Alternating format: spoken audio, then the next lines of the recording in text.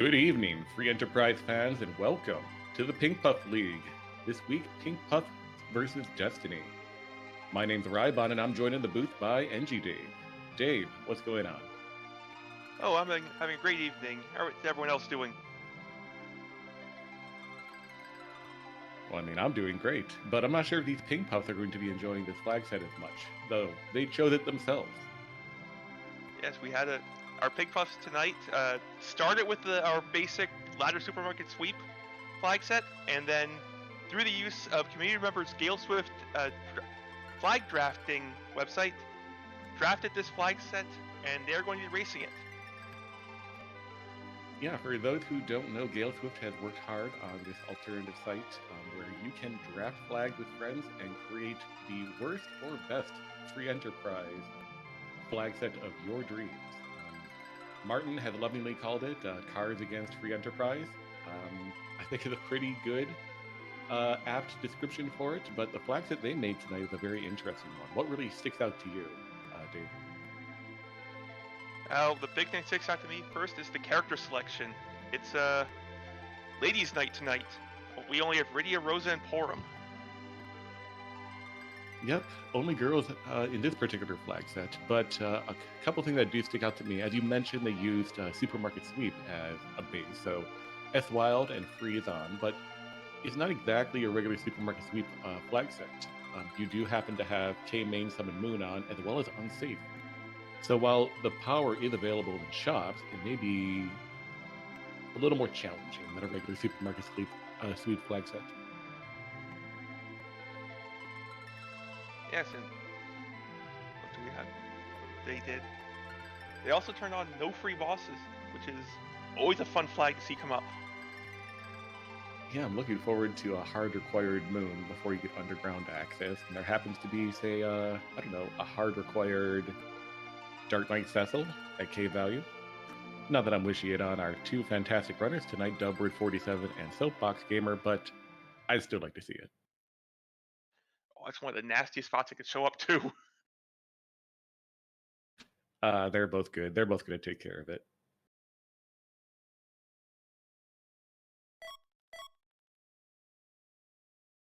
And we are underway. Here's our Porums joined by Iridia, and Valval's giving us a Legend Sword to start things off. No adults allowed in this particular starting party, but I'm sure Rosa will be joining them soon enough. That's an interesting spot for Val. I guess not a bad spot. Better than on the moon, I suppose. That's very true. And if our runners find a Rosa, that Val is not going to be a threat. Nope, not with what they can probably purchase. Now, one additional note is there are 5 objectives. The 5th, which one is random, unlock the sealed cave, along with the other 4 that were predetermined by their flag set, but only 3 are required to win the crystal. And that coming from the Supermarket Sweep base, which has required 3.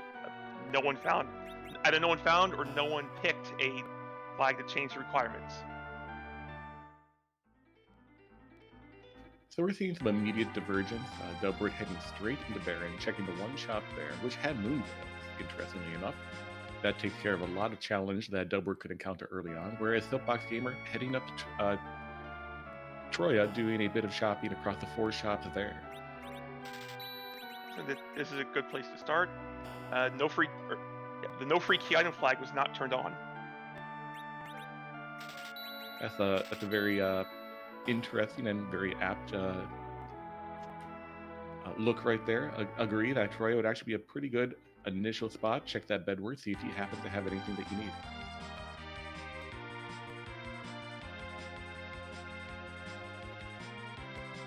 So what do you think, Dave? If you were running this flag set, where would you go initially? I would handle this the same way I handled normal Supermarket Sweep. I would start in the city and sweep around, just to get a bunch of shopping done quickly. But Edward giving us the goods. Well, maybe. Well, yeah, that is an early darkness crystal, which can lead to a little bit of what's the word I'm looking for? A little bit of panic, because with K unsafe on, that may be all you find on the overworld.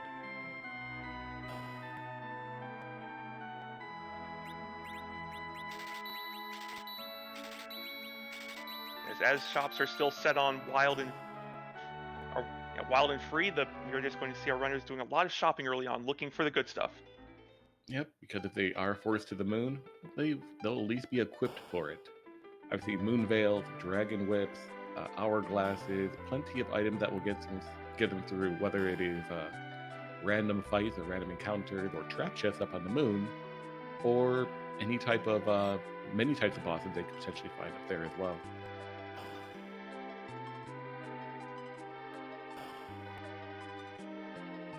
But notably, unlike regular supermarket sweep, there's no free characters. So as much as you'd like to go around checking Mysidia, for example, or checking Mount Ordeal for a Rosa, or more people to fill out this party, there's really only 3 options available to them right now to try to fill out this party. And speaking of which, Delbert is heading to the first one right now at Mount Hobbs. Soapbox doing a quick boss check, looking for that Rubicon, finding Octomam. Swam to a different cave.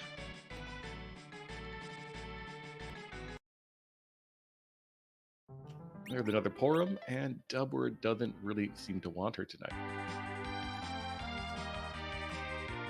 Know that with a Sparkle, and yeah, like you mentioned, we're just looking for Rubicon, so not a required boss.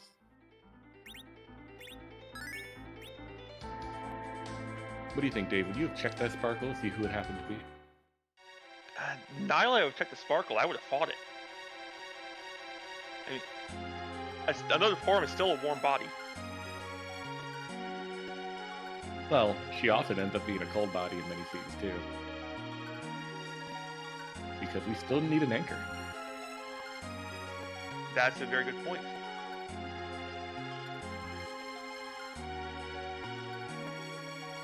But no, I agree. The amount of XP from that particular fight could also be pretty good, too. And as Xenocat, our tracker, is pointing out, if you have 2 Porums in your party, you can still use Twin Magic. That is true. It might be to a lesser effect because it's based off the intellect stat or is it wisdom, will? I can't remember which one it is in this game, but wisdom. Whichever one, wisdom. Porum doesn't seem to have very high wisdom, unfortunately for her, but yeah, she can equip a tiara. She can equip a sword robe or an adamant. She can get a decent amount of wisdom.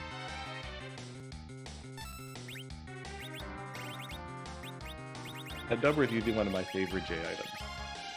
That being the Grimoire. So it's really just roulette for, in this particular case, against the Paladin, any type of non-elemental summon that could get you through this fight. Unfortunately, it chose Shiva with not what you're looking for here. But he also has some Gale drums, or Gaia drums. Gaia drums are more than sufficient to get you Paladin. This fight will be over soon enough. Dealing non-elemental damage guaranteed. Seems like a very good strategy here. And that Porum was being guarded by some D-Lunars.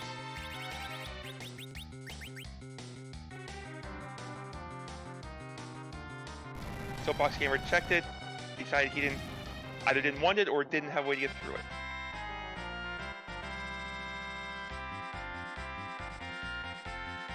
Fair enough, but Delbert is done with Antlion, gets equipped with the Twin Harp. That is one of our objectives, objective number 3. And I'm certain tonight's tracker, Xenocat, loves to see that, as they've been making a lot of Twin Harp songs lately. I'm sure Xenocat will be thrilled, as will the rest of our chat. Tends to be one of our fan favorites.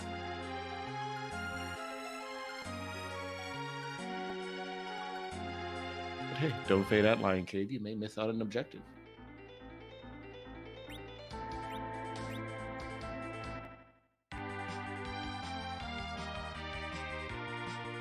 But as it is right now, for both of our runners tonight, they have been maintaining just 2 characters.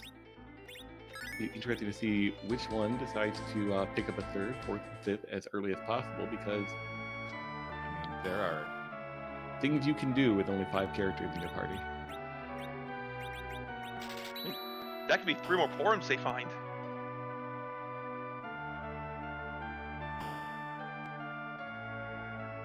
Well, that's a wyvern.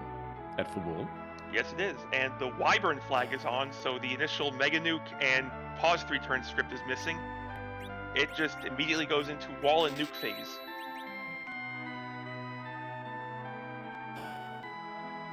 And there come out 2 quick nukes. That's unfortunate for Soapbox Gamer. I sometimes find that Wyvern is more difficult than Witchburn. I agree completely with that. Witchburn, you still get that 3-turn pause after the initial move. And our tonight's restreamer, Pankraz, wondering who put that bird there.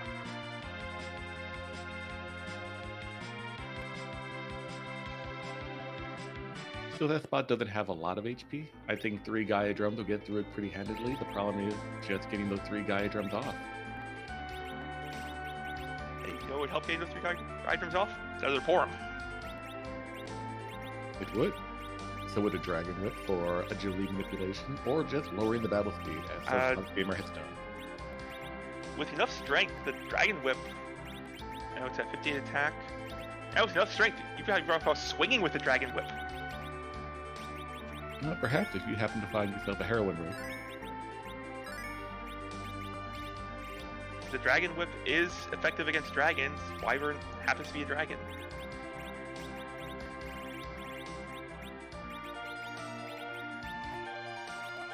Nope, that is Wyvern 2, Soapbox Gamer 0. And he'll be back later. Yep, Soapbox Gamer is deciding discretion is a better part of valor here. I personally don't blame him. That is a rude spot for Wyvern.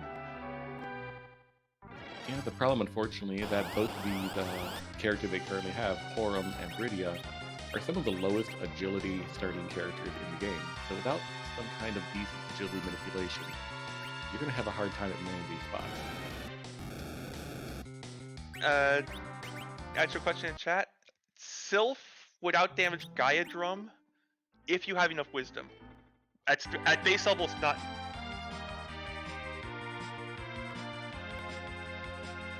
Oh, the other hard part. Oh, go ahead. Yeah, and you need to worry about getting blarged in the face. That, and I don't believe that base level Rydia has enough mana to cast Sylph.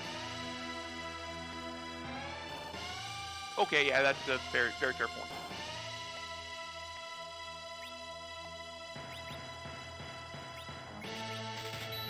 Now, if you're really feeling stubborn, you could just keep re-rolling Grimoires until you find a good one. But Moboy, that's an interesting point. So Moonveil Sylph. I'd adjust that to maybe Moonveil immediately with Porum, and then cast Chocobo with Rydia, if you could get it off. That would lead to a Reflected Blarg and potentially kill that Wyvern. It's a good thinking.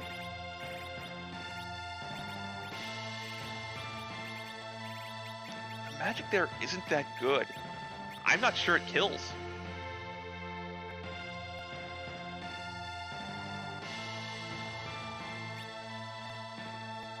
Those nuke sets throwing out are only 2 rolls.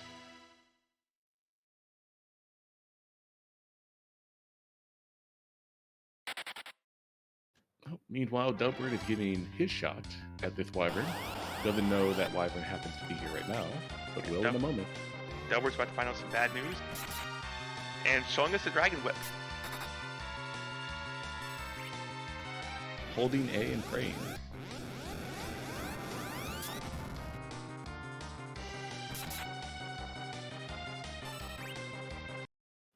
But it won't pay off today. Postmorpheus in chat raising a good point. It can kill. I believe Neganuke's space power or spell power is 800, so it's about a 50-50 of it killing. Granted, being as slow as you are there, I'm not sure if the Chocobo would come out on time. But the Chocobo does also do damage, however. It could actually push you over. But Delbert has had enough of the Earth. He's like, this is... I'm leaving this planet. I'm going back to my people. Off to the moon. And to get that free character check, which is probably a very good choice, because the other 2 character checks have seemed to be rejected, or they have been rejected by our runners thus far. And I think the Magus sisters got rejected for murdering their party.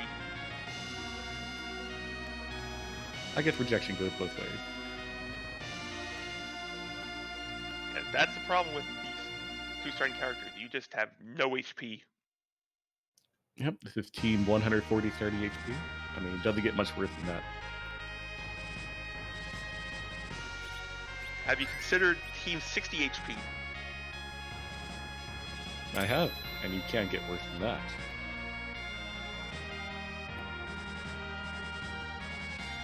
I mean, I would definitely take 4th Forum at this point, or 3rd Forum. Just fill this entire party with Forums. You have to wonder if that Forum sitting on Hobbs is going to start looking more attractive. Dubbard never checked to see who the Sparkle was, but he saw D-Lunars. I mean, with even a single Gaia Drum, he probably could have gotten through. I think you need 2 to guarantee it.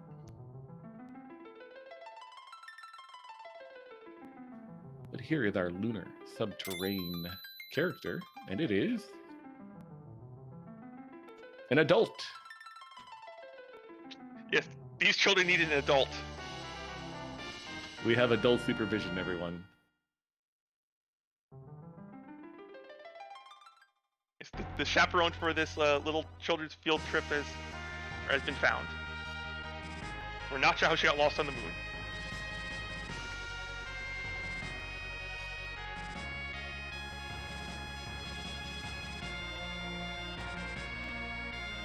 Well, I'm sure Dubbard is very happy to find Rosa here. Almost certainly the best character in this particular set of 3 that is available to him.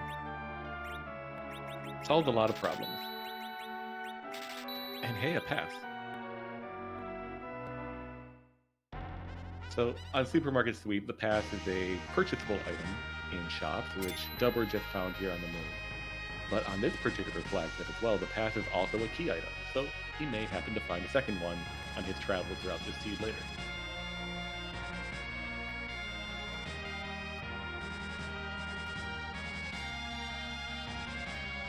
So Fox Gamer getting the Chocobo out of the Grimoire. And a Shiva, that's maybe not going to do it. That's not enough. This spot is 2,000 HP. Close. That was, I think, exactly 1,000. We're rolling it again on the Grimoire. Give me a Leviathan. No. That'll be close. If this high rolls, I think it can kill.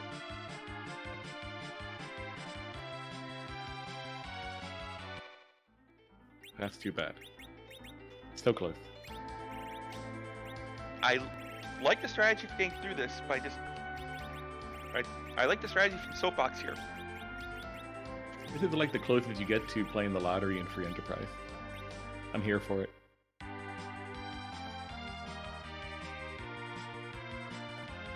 Yeah, I'd say that I wasn't adding up too much, but based on the roll, Soapbox probably maybe like 50 to 100 HP off there.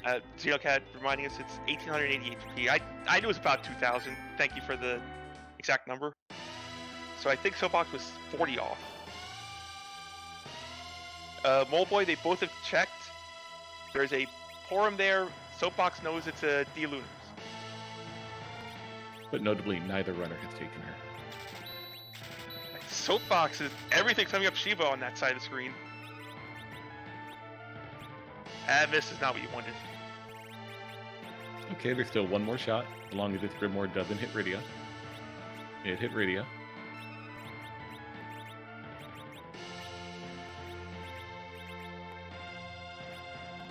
So what is there? Like, I believe there's 12 summons you can get out of a Grimoire, or the 13, I think and it's 2 of them 9. will instant kill. Yeah, Leviathan, Bahamut will instantly win the fight. Titan comes close. Delward will have an easier time of this fight coming back to it. Yep, I think Delbert had the guaranteed kill. 3 characters can toss out Gaia drums rather than depending on the Grimoire. And Fabul will be in both of our runners' likely rearview mirrors shortly. Odin, no. There's the whammy.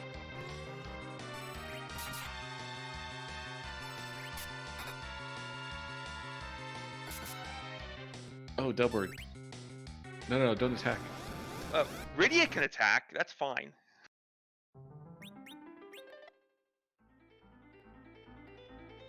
Rydia's got a dragon whip, she'll be fine attacking. The other 2 should be using J items here if you want to get through. Well, Dubber will be back later. Interested to see where he's off to next.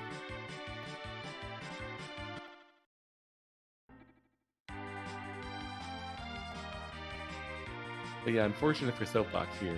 Really low rolling on a lot of these Grimoires.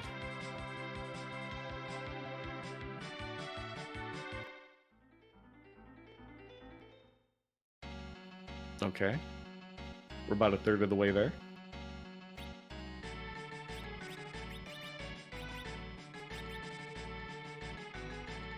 Mixing it up with the elemental summons this time. All right, we need 450 more HP. Yeah, pretty much any elemental summon will get there. The problem is getting it off. Delbert deciding a fourth warm body is the answer. That's...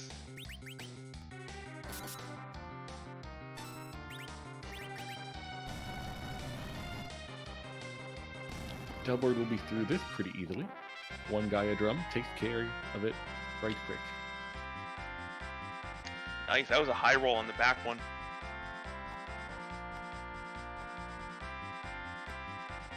So you were correct in one Gaia drum. It was one if it high rolls, 2 guarantees. There's Soapbox getting through. Jackpot, finally. Was it Vlarg? I will show you how. This game is so easy. Just roll Bahamut on your Grimoire and it'll be over quick.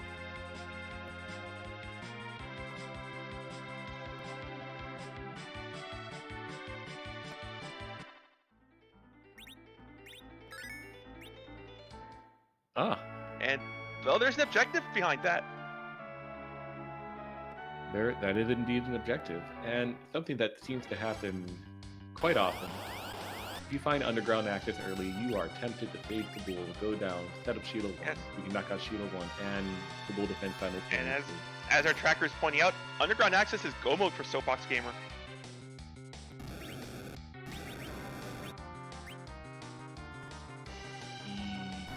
That is true. That's correct. Objective 2 and 4. He is the Pan to Wei Yang, he is the Twin Harp, and Darkness for the White Spear Altar.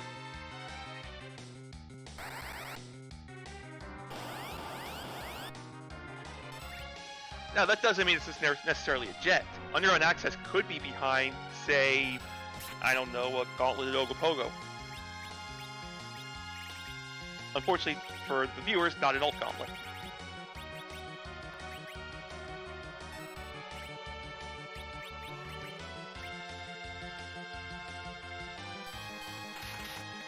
Second spot is free. It is, now that Delbert has put up a moon veil to reflect the oncoming counts. So just vampire this plague down, and we now have 3 out of 5 Lunar Sparkles. It's been a very front-loaded Lunar Sparkle season.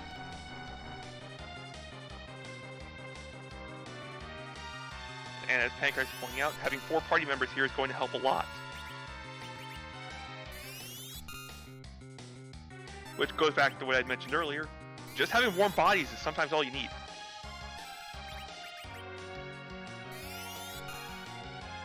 Yep, we like to, mock Edward, mock an early Tella, but I mean, they have utility. And in this case, utility comes in the form of being able to throw J items.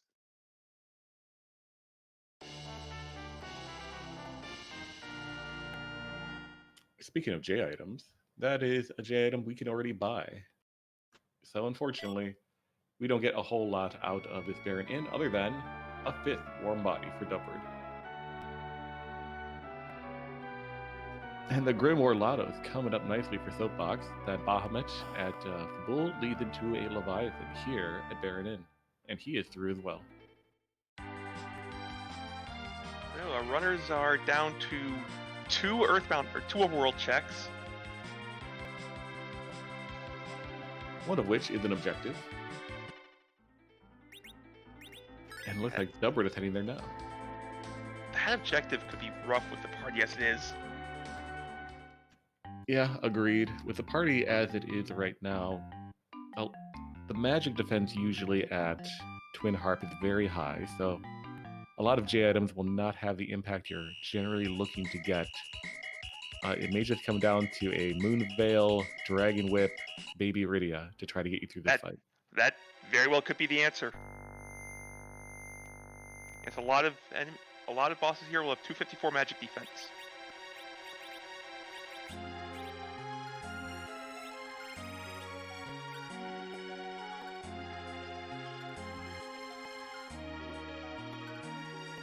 Yep, Moonveil will enable a lot of fights on this particular flag set, just it may not make them fast.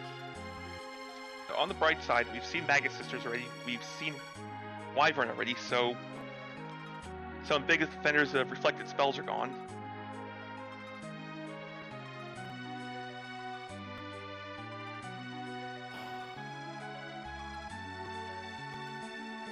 And then Val is already gone.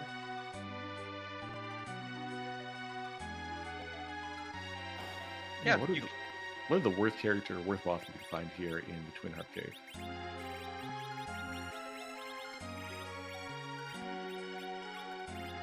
Oh, Mom Bomb. Mom Bomb will be rude here, agreed. Ogopogo could be... Well, Ogopogo wouldn't be able to do anything. Could only wave at reflected or at Moonveil characters. Well, regardless, whichever boss is here, I'm sure that Dubber can handle it. Meanwhile, Soapbox is heading back up to the moon. Well, up to the moon for the first time. Going to pick up his adult supervision. It'll be interesting to see where Soapbox goes from here. Maybe he dives the moon as he currently is.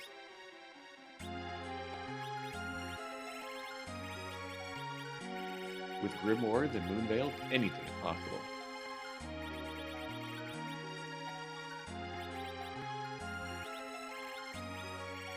Vanguard saying DKC could be rude here with no free bosses. You have to, and true damage is going to get through the Moonveils. Even with free bosses, they all die. Very good point. You just don't have HP to tank a hit. So for our runner's sake, we'll hope it's none of those. But for our viewers' sake, I'm hoping for a DKC very soon.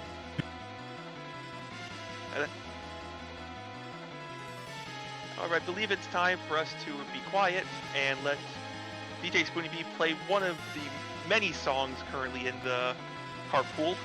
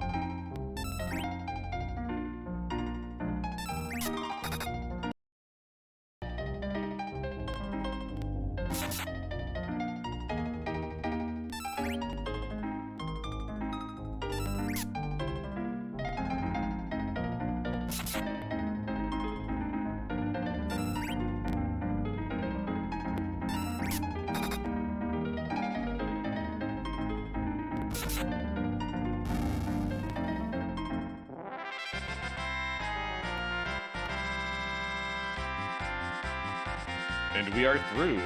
That was a very long rendition of a Lunar town song, but a very good one nonetheless. And I really loved watching Dubward learn so much during that particular fight. And the reward is an objective. I guess a spoon came along.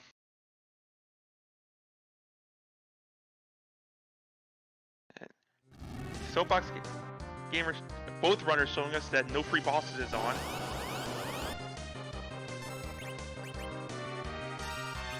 Yep. So no free bosses means, well, many things. Generally, the idea of no free bosses, for those who don't know, means they're the number of scripts or status effects you can put on bosses to get through them quicker. In the case of Water Hag, that attacking him 3 times and he goes away. On Soapbox Gamer side, over in case of value, you probably noticed a pair of Baron Guards, who we could normally just deal with by throwing an hourglass on them or throwing a coffin on them, but that's not available either. So yeah, these are a little more challenging fights with that particular flag on.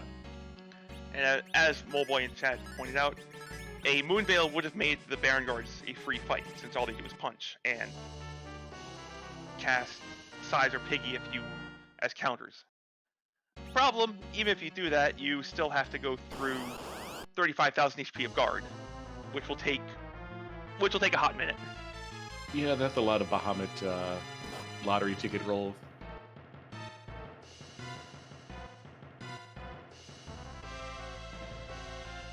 So, with one objective on the board, let's see where Dubward goes next.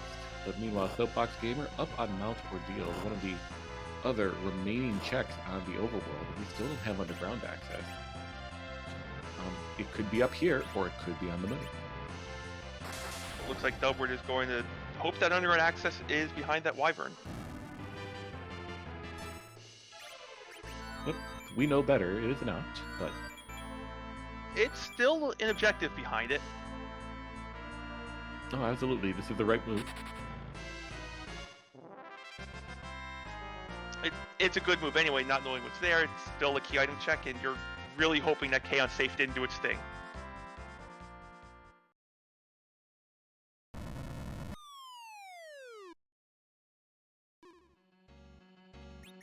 But yeah, this is it. Soapbox Gamer is going to show us. Do we need to do the moon before we go underground? do we need to do the moon to win this game?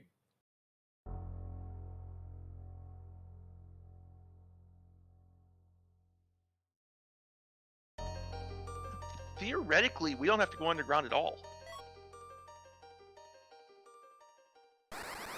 Oh, underground access is on the moon. Chaos Safe did Chaos Safe things. Now, granted, we can still have a Rubicon over on the White Spear altar, and you have your 3 objectives, and yeah, as you mentioned, the underground is completely unnecessary.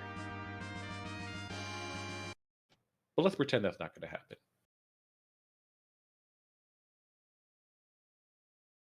Both of our runners on Restream and our many pink puffs running off stream have a challenge ahead of them. That moon is going to test their wits and the item that they've been able to collect. You could try to dive many of the moon bosses up there with, a big stack of Grimoire, the moon veils. You can get through a few of them, or you could take trap chests, many of which are rendered pretty inert from moon veils, for example, or from hourglasses, and get a big chunk of XP that way. I haven't been paying attention. What kind of arrows have our runners found? Have they found, say, mute arrows, or... I would say Artemis arrows, but I think both dragon bosses have been found. I've definitely seen charm arrows in Fabul. Charm arrows don't really help against bosses. No, but they would help against those red giants. Pankraz, Pale Dim was in an Antline cave. And we've seen Dark Elf already.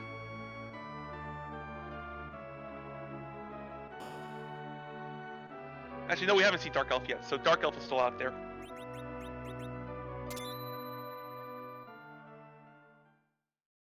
Yeah, so we're down to 1 dragon boss, so the dragon whip's losing some value. So that's sand, but we may have double dragon whip pretty soon, because that sand ruby right there has turned into another Rydia. That would be nice if our runners find sirens somewhere. True, or you could just do the good old, let me try to randomly run into a couple of gold dragon fights up on the moon.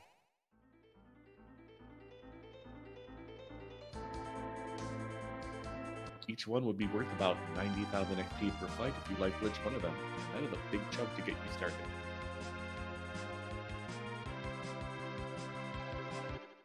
Yes, Soapbox is not checked Twin Harp yet, so he is hoping the key item is there.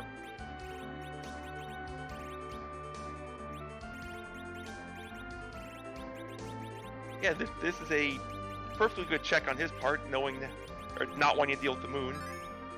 Especially because we haven't found any of the really good defensive gear. No, but, Moon Veil, they're pretty good defensive items. That's true. We haven't found any of the good offensive gear either. No, I'm actually surprised we didn't find anything that resembles, say, like a Bahamut summon or a Leviathan summon.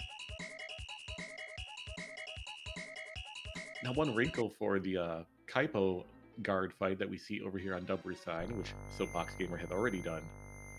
From what I understand, no free bosses indicates that you can't coffin, for example, any of these guards, but they still have the same amount of HP, and the officer will still run away once his entourage is killed. So he's still kind of free. Yeah, one guy at drum ends the fight. We have back row Porum taunting the lone officer.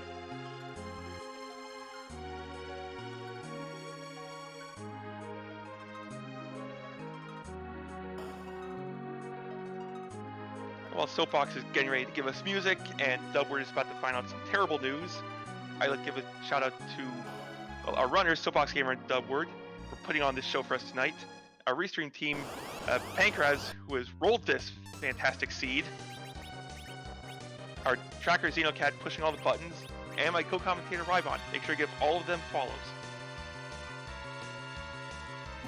Thanks, of course, to you, Dave. But great thanks, of course, to Dubward and Soapbox. They both signed up to be restreamed, to be our victims for this evening.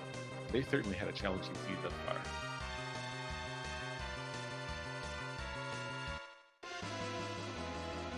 But with that, it's time for round 2 of this fantastically looped Lunar song, so time for us to shut up yet again.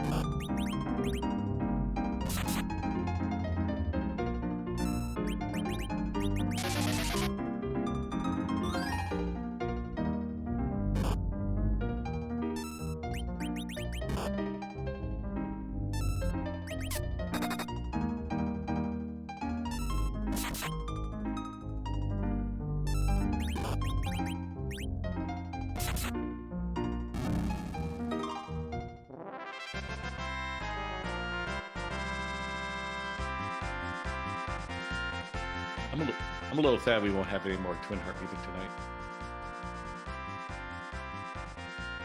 I saw your comment in chat while that was going on, and I agree. A trap chest here could go a long way for this party. Something about being 45 minutes in and not having a character above level 20 makes me feel like I'm in a lit 3 seat.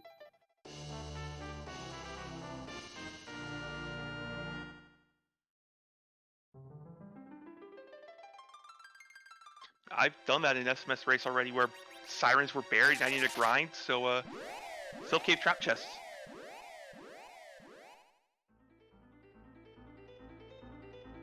Trap chests are scary to a lot of newer runners. At least when I was a pink puff last season, I was deathly afraid of trap chests. I didn't know what they were, or I didn't know where they were. I didn't know the details about them, but they're a very useful tool, especially in this particular flag that's currently right now. Exactly. I know a lot of people say, supermarket sweep, wild free shops, you shouldn't be opening chests.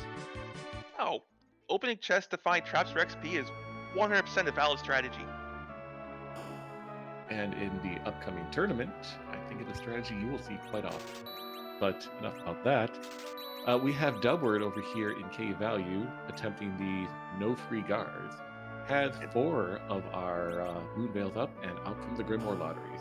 And Soapbox finding the Bacchus wines. I believe neither runners had checked Agard before this. I guess not. Well, the Bacchus not too useful. The Black Robes could be useful for those Rydias, but I believe we also have Sork Robes, so maybe not that useful. Samurai bows, however, quite useful. And the Mute Arrows, which would be useful against these guards here, which are classified as mages. Throw a Samurai bow and a Mute Arrow on everyone, Bacchus them up, or bail and Bacchus them up, and go get yourself a drink. And I hope you have one now, because this guard fight over here on Dubward's side is going to take a while. I think we've seen 2 Shivas so far. It's time to start keeping count. Soapbox is at too many already.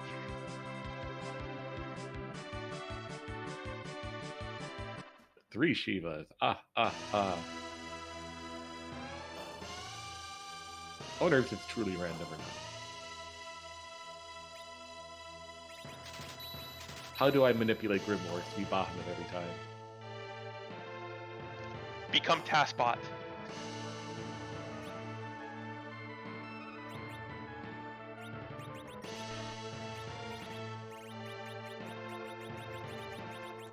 It is based on I believe it's the frame I don't know if it's the frame you use the item or the frame that starts, but it's based on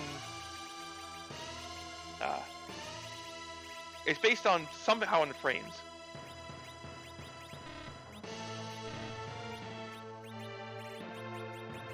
Well, Dubward has figured it out, because that's 2 Bahamuts in a row following 3 Shivas, and this fight is nearly over.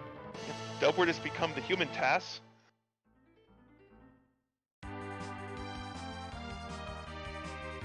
That's not a Bahamut, but it will do. Wet Noodle is still perfectly fine here. This fight will be over soon. It'll be interesting to see what we get. But it'll be a nice chunk of about 35k XP, I believe. Now, one thing I don't know, with no free bosses on, can you still life glitch? I believe you can. Okay. Dubward's clearly activated task mode. You cannot life glitch. Alright, so just 35k XP here. No opportunity to get even more than that.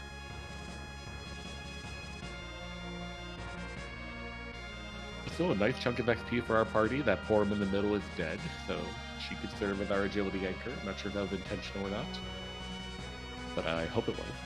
And a tower key, which is not our underground access. We must go deeper. Time to start digging. Speaking of digging, Soapbox is going to take on that Lunar Path chest.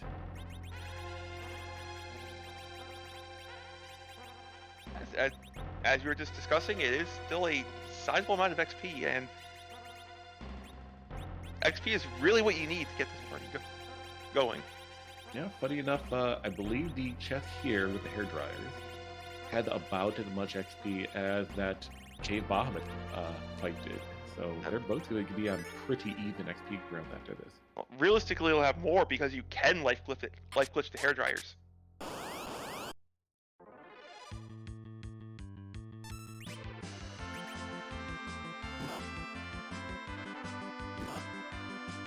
Going straight with the Grimoire is very bold. Soapbox may be thinking that no free bosses is also affecting trap chests. And just for any Pink Plus watching this later, that is not true. But there's Bob. This fight is over. Although, going with a tried and true strategy of just throw giant explosions at things.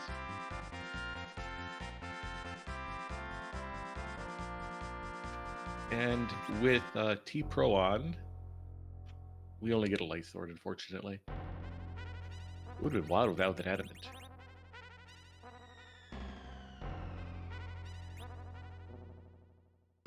But Dubward is marching steadily down the moon, looking for his underground access.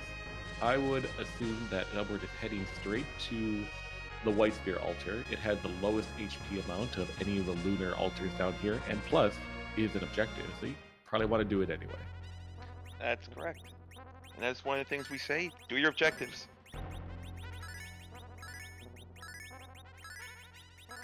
It could be underground access, it could be a dirty double.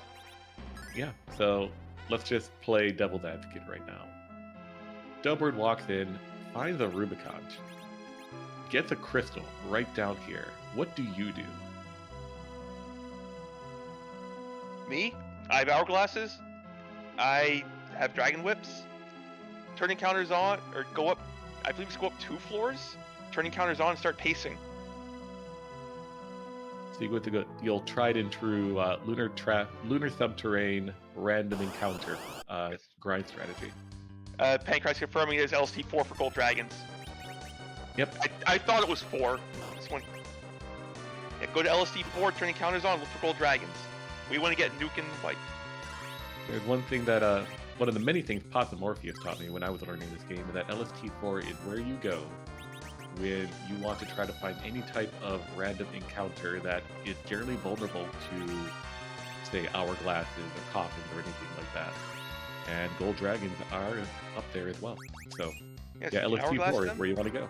If you hourglass them, we have 2 Rydias with dragon whips, so they'll go down relatively easily.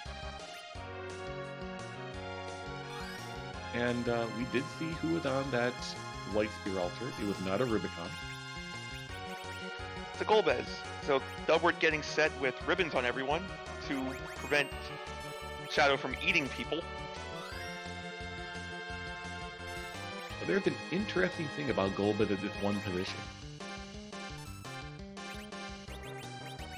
Normally this position, White Spear altar, has a decent amount of magic power, but when Golbez summons Shadow due to some, fantastic program in this game, or whatever, the amount of magic power between Golbez and Shadow is split, and Shadow takes almost all of it.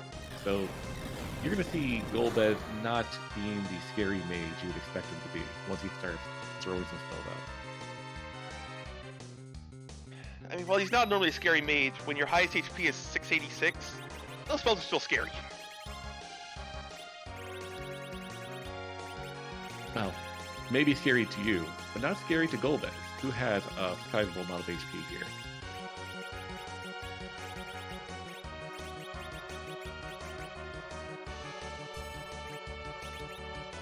It shouldn't be too bad. This Moon Veils last an eternity, so should still be more than enough time for Golbez to reflect spells onto himself.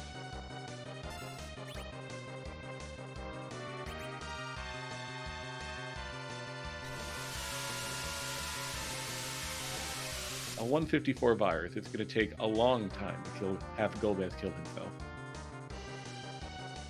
You veil ups. Did Dubward find Apocalypses? Nope, I think you just do what you've been doing this entire seed. You throw those Grimoires and you play the lottery.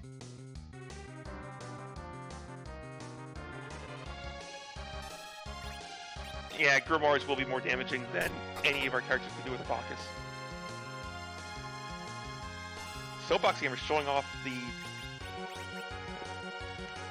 mute arrows, dealing quite a bit of damage to these guards. And this is an alternative strategy. I guess Soapbox never picked up any Moonveil, but did pick up a big old stack of Illusion, and that'll work too. A little more clicking, unfortunately, for Soapbox, but should get him through this particular fight.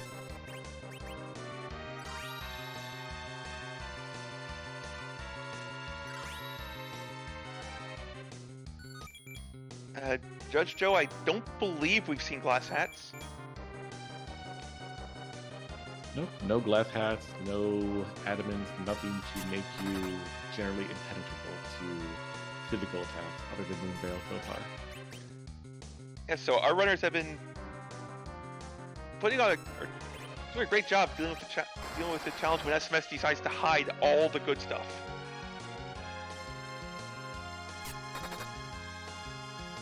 Yeah, when our Pink Puffs, as mentioned at the top of the show, decided to draft these flags for themselves.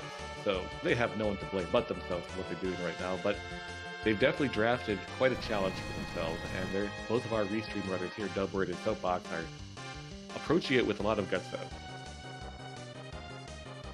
And I appreciate the show they're both putting on. I think they're both learning quite a bit.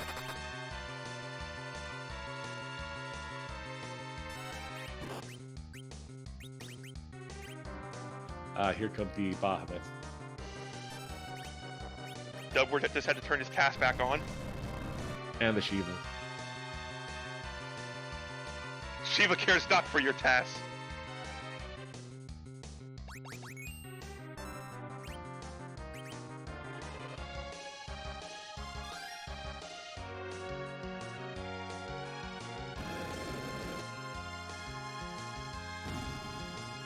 Oh, that was nice. Dueling Ifrits on stream. Or Jin, I guess. I guess back before they called Ifrit.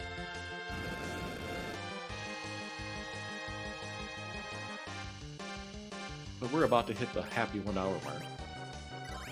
We're about to have 2 objectives done on Dubward's side, one still on Soapbox's side. I wonder how these runners feel right now. They've had a very difficult early game. They both handled it well enough. They're both up here on the moon. I don't know, if you were in these runners' shoes, how would you feel right now? Panic that I missed something. How about you?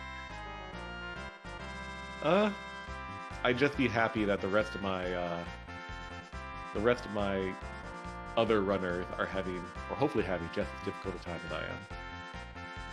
But yeah, both of our runners are through their fights, and we get a silver apple. But more importantly than that, we get objective number 2.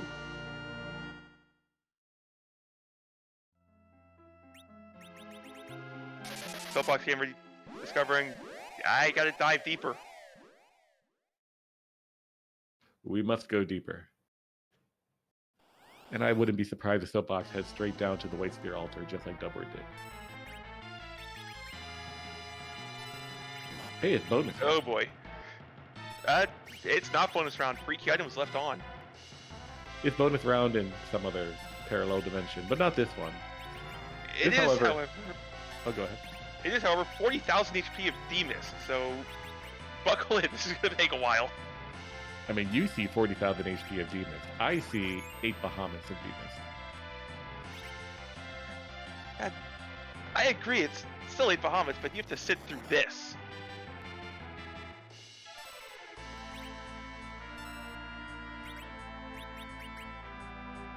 But again, we're seeing that just because you have Moonveils, it makes the fight doable, but it doesn't make it pass. Agreed, that's why it was a good play for Dubward to leave the... That's why I was going to leave those guards alone at first. It was a very winnable fight. It would have taken forever. Unless you could, have your task roll 3 Bahamut's.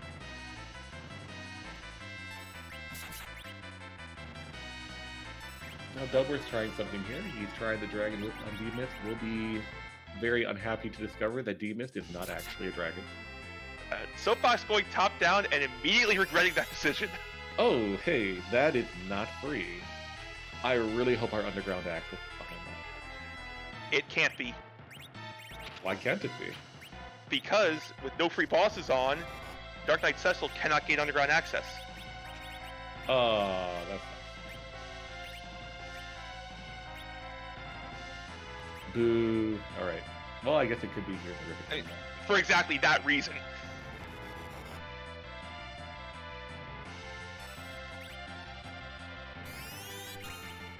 Well, we found a rude DKC, and we have no reason to actually kill him then. Yeah, that... He's going to sit there thinking about justice for a long time. But never actually talking about it.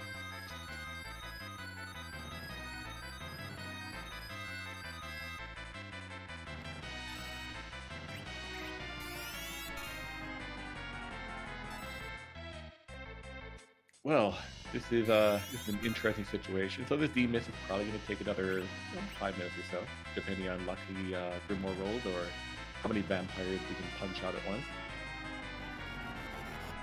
Yeah, what makes this fight so long is the missed phases where you simply can't damage it. And as the discussion going on in chat, Dark Knight Cecil could gate one of our two methods of getting underground. However, That is true. we only need one of them. And I think our runners would like to go through the one that's not going to throw 900 or 8 to 900 point dark waves at you every turn. I suppose. But then they could find the hook. Kinado could be on the hook route. That would still be preferable to Painman It would take against a low little bit of HP a party. But that's the thing. This party doesn't have to be low HP. And this gets back to what I mentioned earlier. There is nothing stopping our runners from taking a grind right now. I mean, we got an apple. Exactly, that's 50 more HP on... Any of these fantastic targets for apples.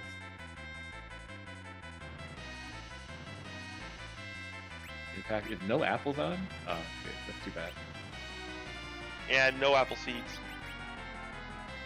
No apples is turned on in the base SMS flag set because it would just turn every SMS into Apple Simulator.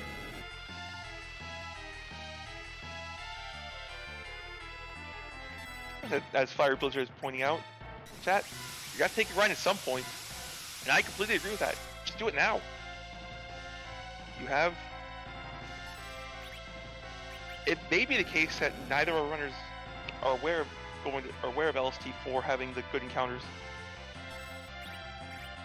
Well, it's just a point of learning for them, but it does come down to, I mean, if you're inexperienced, or even if you are experienced, you may never be in a position like you are now. That's very true. This is not something that comes up often. Most times we have access to Sirens, we have access to just Lunar bosses in general, or the Giant grind. It is a fairly niche strategy. So one thing that I'm happy that the puffs are going to get from this week is, if I come into a situation where I have to do the moon early, what can I do to get XP? So, if either of our races are watching us back, LST4 is your friend in this kind of situation. Or trap chests, or really anything that you can use hourglasses against or coffins against. But yeah, as they say, grind early, grind often.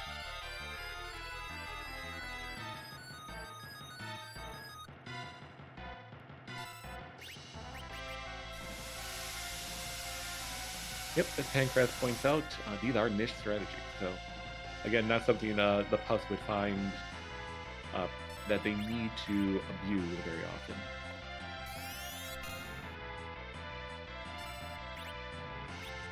As we're already pointing out, random groups of warlocks work too. You have they have mute bells. You don't even need the white mages to cast mute. I saw mute bells in Soapbox inventory at least.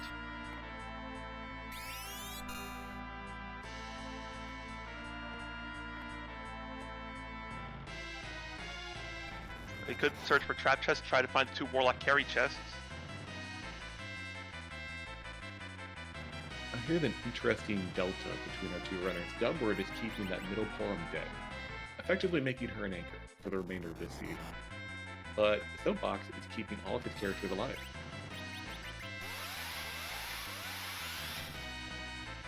So without an agility anchor, that may make the remainder of the LST a little more difficult.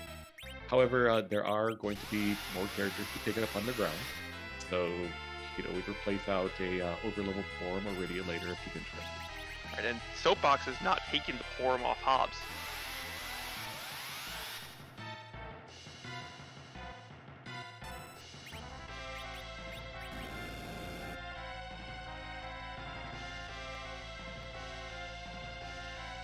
But here we are, about an hour, 7 minutes in, and it's still a pretty close race between our two restream runners.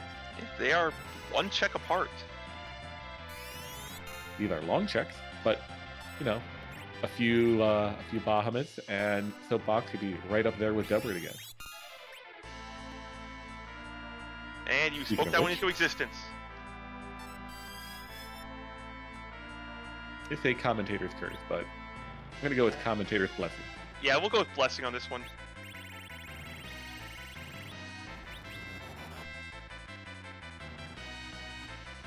I just hope neither of our restream runners run out of Grimoires up here. It's not often you buy a stack of 99 and use all 99, but Soapbox is about 40% of the way there. Soapbox does have the backup plan of use some Bacchus and let Rydia hit things.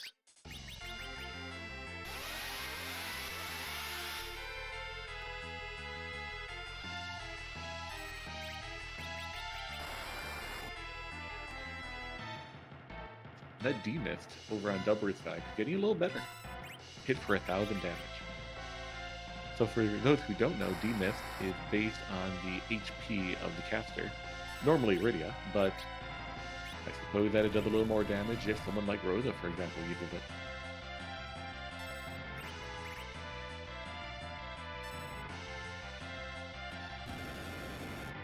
Seeing those D-Mists coming out leads me to wish that one of our drafters had turned the Battle Scars wacky on.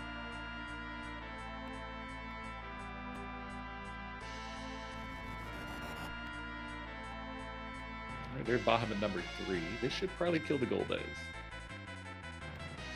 For those unaware, this Battle Scars wacky flag turns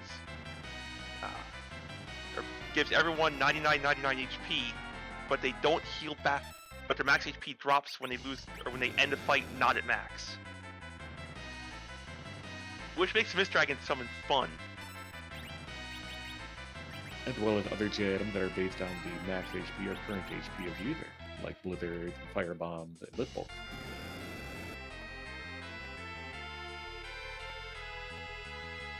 So that is 2 objectives done for Soapbox Gamer. Chime Dubword at 2. Both are just 1 objective away. There's still 2 altars we have not yet checked, the Crystal Sword altar and the Mothman altar. Either of which could have the Rubicon that would give us go mode.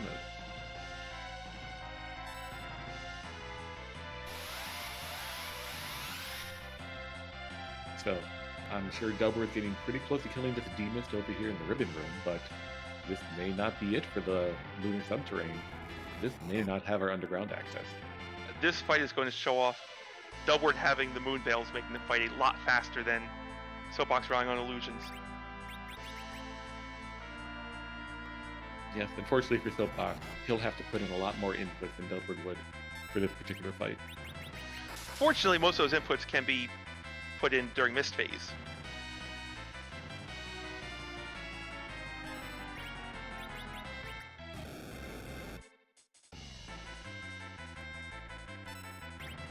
And what I mentioned earlier, I hope they don't run out of Grimoires. Dubword just hit 39 remaining. We are getting down there.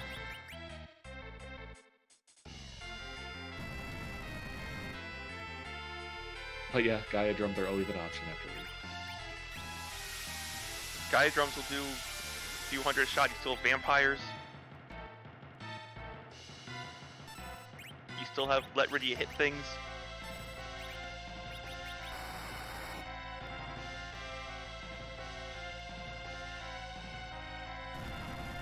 There are plenty of options to deal damage here. There's plenty of options to deal damage. Few of them are good, but there are plenty of options.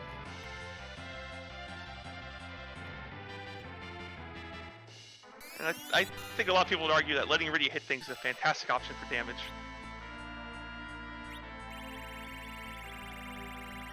Yeah, Iridia does have her fans in the community. Melee Iridia can definitely shine in the right situation.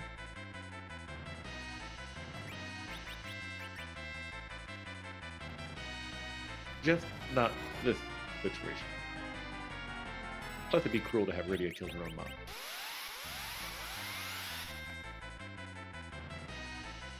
Also, melee Iridia gets a lot better once you finish Dwarf Castle and she grows up. And she can equip that Zeus Gauntlet that I don't believe either of our runners picked up.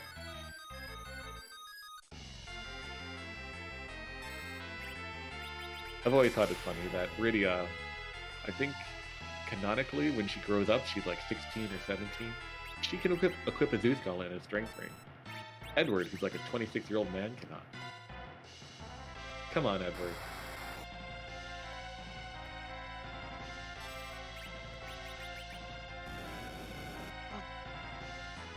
The Zeus Gauntlet would make it too hard to play his harp.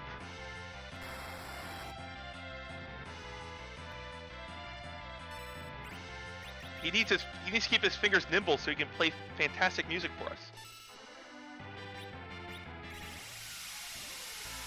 And one day we might find a niche strat where using music in free enterprise actually is the way to go.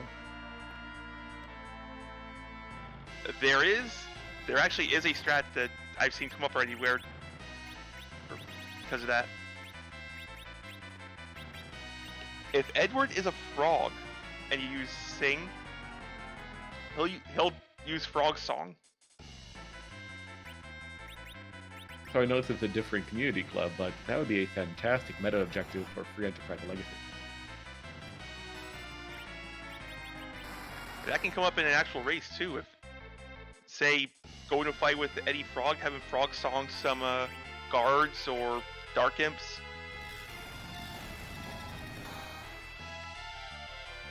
In the Bahamut, are we near the end of this? No. Like the 40,000 HP of this, it's gonna take a while. I've lost count of how many Grimoires have been used, but we're down to 24 now. We've definitely used at least 25.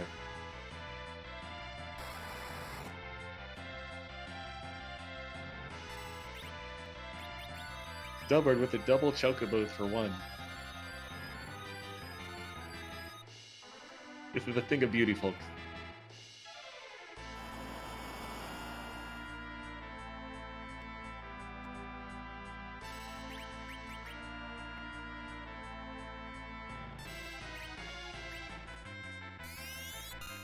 We have to be near the end, right?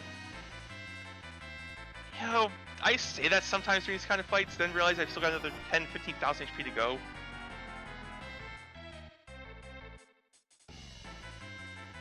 So I should probably know, but I don't. Soapbox Gamer's naming scheme. Who are Nisa, Maria, and Minmay? Your guess is as good as mine. I'm assuming it's some kind of, I don't know, anime?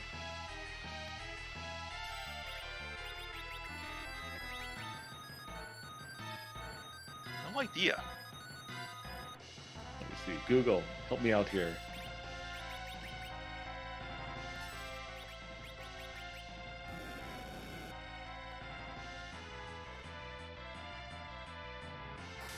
Oh, I feel bad for not knowing this. Oh, that's right. Scala got it. Minmay and Nisa are both characters from Macross, which is an older anime I think I saw on Cartoon Network back when I was a kid. That's why Minmay was familiar. I think it was called Robotech or Robotech or something like that. Yeah, it was called Robotech in the US.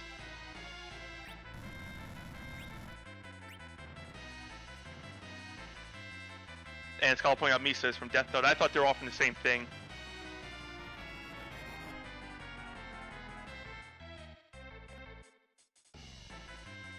Free Enterprise. Come for the D-Mist fight, stay for the anime references and naming scheme.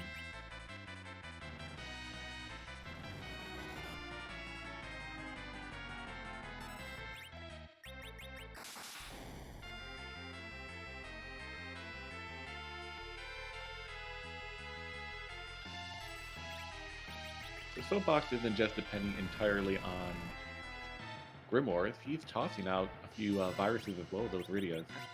Soapbox's Ridias, from taking that extra fight, or from taking the hairdryer fight, those Ridias picked up virus. Which probably evens out over time against using the Grimoires. It's more consistent, at least. Yes, in chat. Robotech was a combination of Macross and... Gods, I should know this.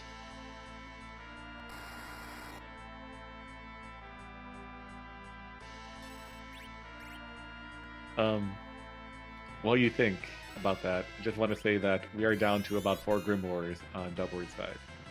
The strategy is going to have to change pretty soon.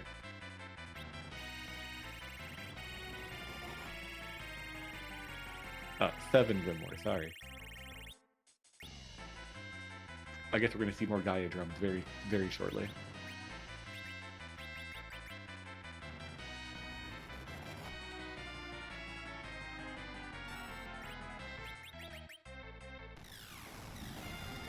So Pancras, I'm just hoping you did not put underground access behind this. Doubtward is through this fight. I did not time it, but it was more than 10 minutes. A well-earned victory from Doubtward.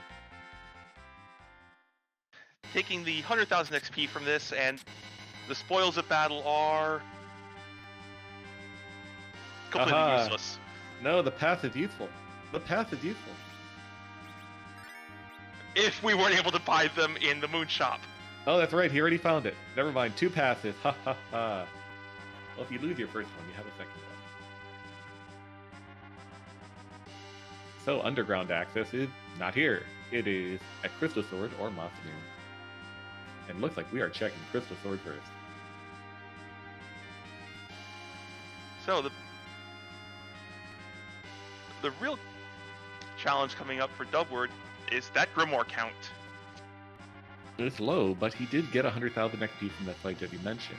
So Virus is online for both of his videos.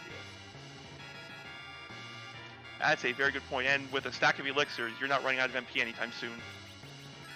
Though one thing Doubtward may want to do if he goes this route is to take off those Dragon Whips, because both of those whips decreases the wisdom of his Black Mages. That's correct, by 5 each.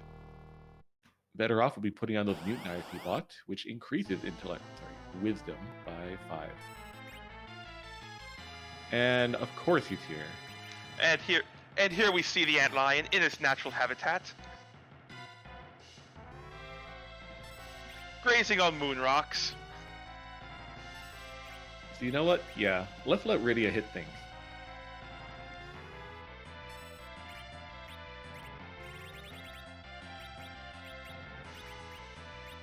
And Doubtward, being very astute, is taking that off right now.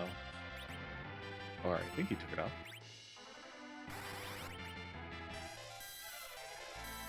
Or I think he's...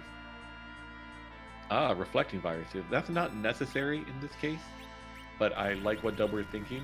So, Antlion has a counter, and the counter is using needles on one particular of your party members randomized for about 300 to 400 damage, which would be pretty deadly in this case. So one way to get around counters in this particular game is to reflect spells, which does not trigger a counter. But in this case, Antlion only counters physical attacks. And to be more precise, it exactly counters the fight command.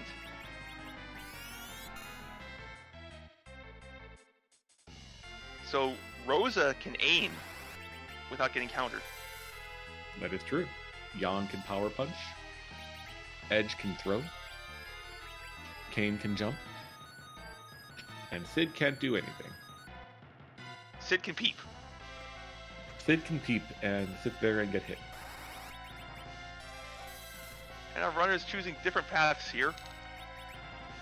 Perhaps Mothman will be easier. No. No, no, it's not. No, this this one is not says, easier. turn around, you've gone the wrong way. So I believe the Dantesuken will kill. I think it does quad 9s here. Thor Rages will not be enough, I'm afraid. There is a lightning weakness, but Thor Rages will not do it. If you had a stack of Zeus Rages, this might be winnable. No.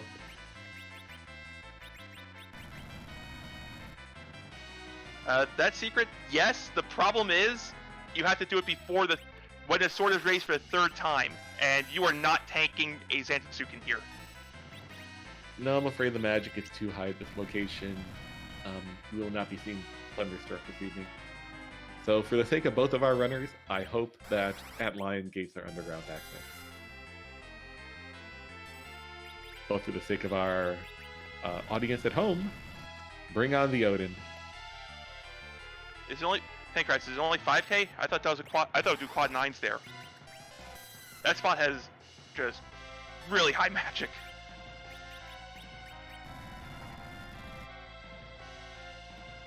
Just 5,000 damage.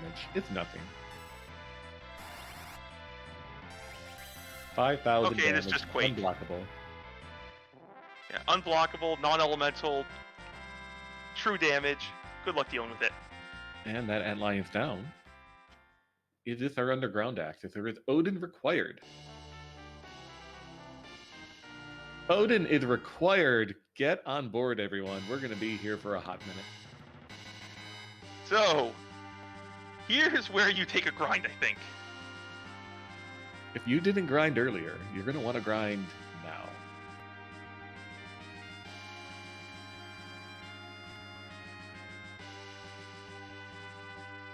You have to get to a point where you can survive that Dantesuken, which is probably like level 90. Or you want to get to a point where you can kill Odin before he casts it, which is effectively, can you get Rydia to nuke or lit 3? And if you're going to grind, you may as well just grind all the way now that you know this has to be underground access. So you may as well just grind up for the Z fight while you're doing it. Because once you get your underground access, you can just play Whack-A-Monk and you're done. Yep, absolutely. Get your grind done now. Whack-A-Monk, use that pass or two that you have.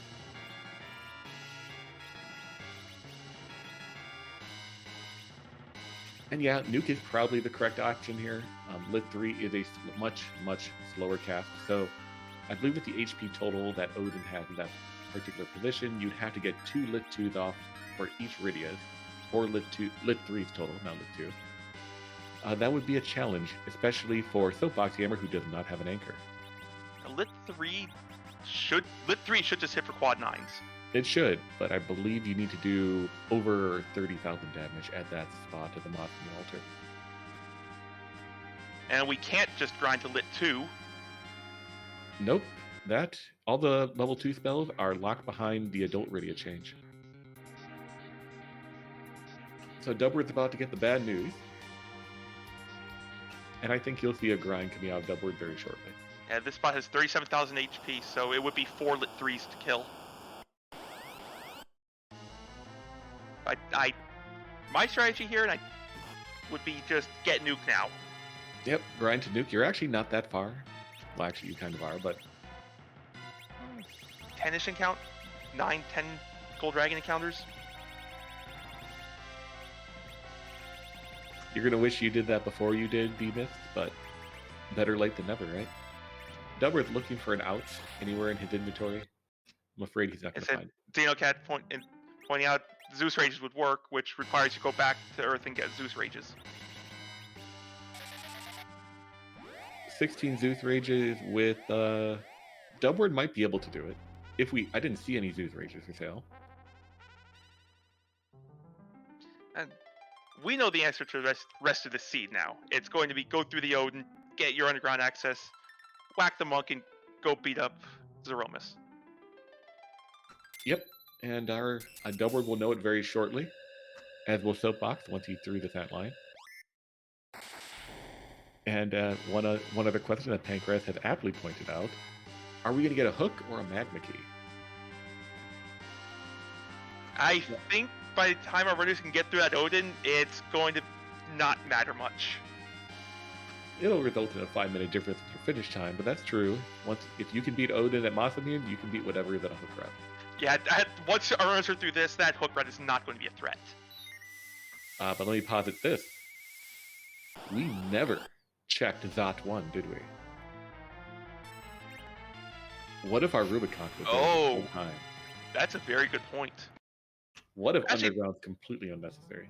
Actually, did either of our runners peak the waterfall? I don't know.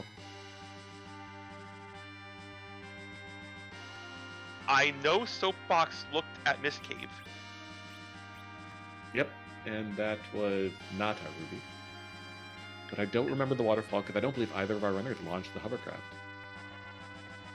Demus does not have a key item. To that Syrian in chat, Demus is the no free key item flag was not set. Yep. So Dubword is trying to twig it out right now. Dubword, I think, knowing that Demus, knowing that Dark Knight Sentinel cannot have underground access or logical underground access, knows it's at Odin. Well, I hope he doesn't like what he's discovered. But of the two options, even if you don't know that no free boss of DKC cannot hold underground access, like I didn't until tonight, you still would rather take the Odin fight than the DKC. Oh yeah, with a low HP party, I want nothing to do with that fight. Unless I have a Yang, I am not interested.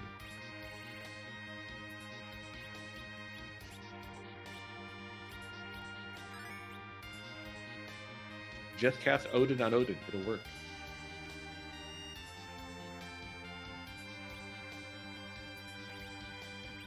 I see your plan. Do the Spider-Man pointing meme at Odin and hope he gets confused. Yes. How do you get Odin to off himself? Just show him a mirror.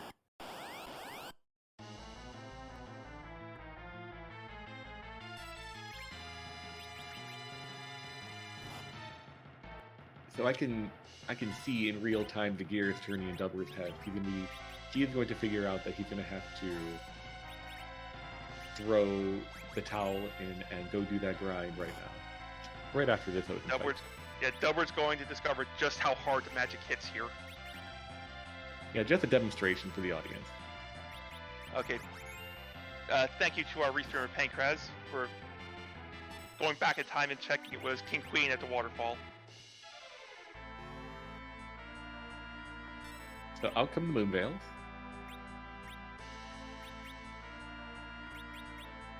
Soapbox is done with Antlion. I mean, Soapbox now has to know that Soapbox is going to try to take out the DKC. I hope not. There you go. If you're going to roll a Grimoire, you want that. Look at that, 3,200 damage. That lightning resistance on display from Indra. The Odin comes down, and that is pain. That is a very dead party.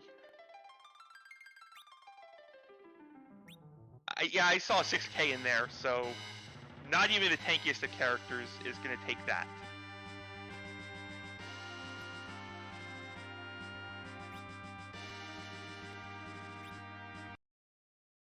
All right, so our runners have a few choices. What kind of grind do you want to do, and how much of it do you want to do? I think Dubward is coming to that conclusion.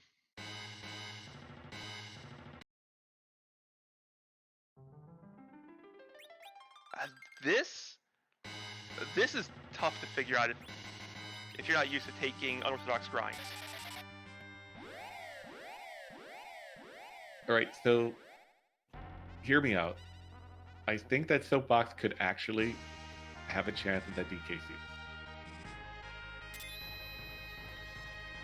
So all of his characters survive an initial hit. If he throws an elixir with the first character onto the second character, and the second character elixirs herself, it could be a reasonable outcome to get through that fight. The problem is no free bosses. That DKC is going to continuously wave until you deal with right. it. I forgot about that. Yeah, he can't do that. It's over. Yeah, that fight's not winnable with this party. That's going to be very blunt about that. That fight's impossible with the current party. Yep, that's not happening. Never mind.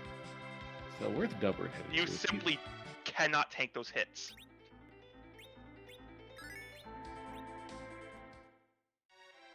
Dubbert seeking alternative go mode, but even after, even if he does find a Rubicon here or a Zot 1, he's not going to find it here. Still needs to grind. So this will be a fantastic lesson for our restreamed runners. When and how to take alternative grinds. I don't believe this is what they had in mind when they drafted the flag set, but it's still a very valuable lesson. Oh, it looks like Soapbox is going to try to get through this DKC.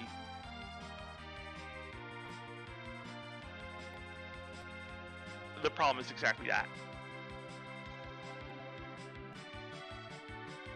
And now you're just trading 1-for-1 with DKC and you're eventually going to run out of gas.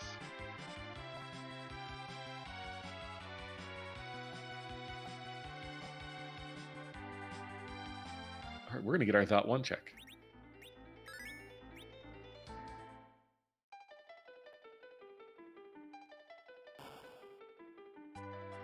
They're the 1 in, I don't know, 20 chance? I don't know how many bosses we looked at so far. But there is probably a greater than 3 or 4% chance that Rubicon is here.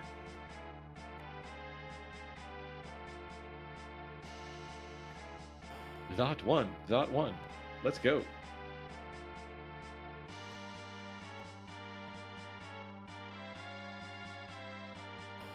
Yep, many grinds available, Judge Joe. Reaction grind is one of them with Rydia on their team. You could reaction grind, you could do lunar traps, you could just walk on LST4. Yep, hourglasses make a lot of things possible. Coffins make a lot of things possible. You cannot, you unfortunately cannot D-machine.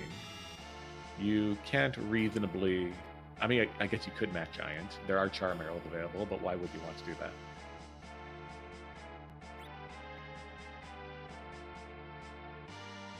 The alternative door grind's not available because we don't have underground access. Sirens are not available. It does appear Soapbox Gamer is going to do a shopping tour for exactly Zeus Rages. Well, that one was not it. That was a Mylon flavor. Don't know which one, but doesn't matter. Mostly irrelevant. It was not a single red sprite.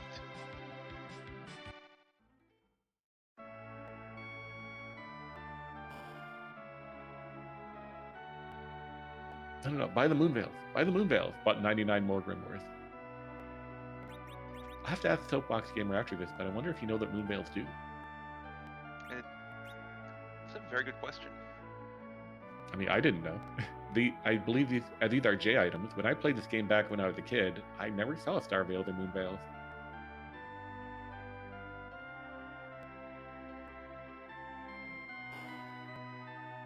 So here's something we don't see on stream very often. There is Zeus talking Rages. to Rose's mom. Soapbox found Zeus Rages in Agart.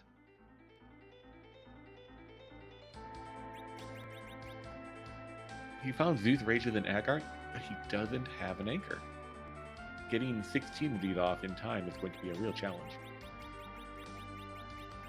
There is a sizable delay between sword raising and Zantetsuken firing.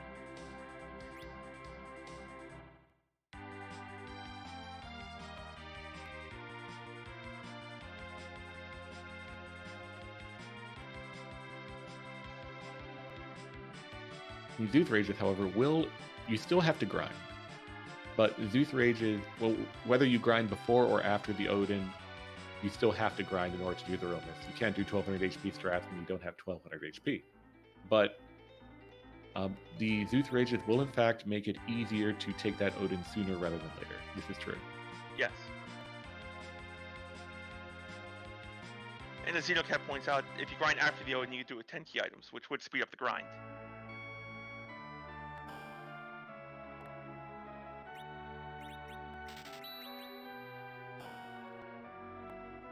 You could. Yes, Soapbox does still have the third Porum. I don't believe Soapbox ever took that fight. Or at the very least, third Porum is sitting in Mysidia.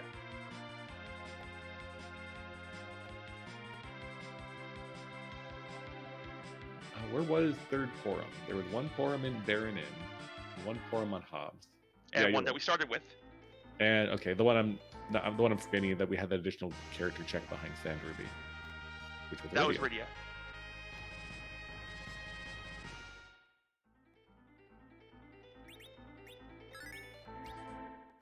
But both of our Restream runners done with their checks on Earth and back to the moon with both of them.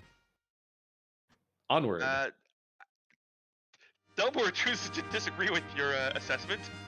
I mean, Giant is kind of like a lunar beam. I'm going to count it on the moon. Soapbox looking for trap chests. I like this.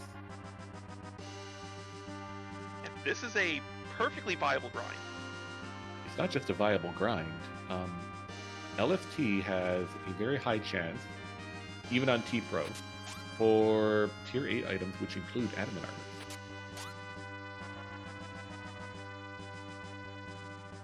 Of course, now that we're actually looking for the trap chest, they're going to hide.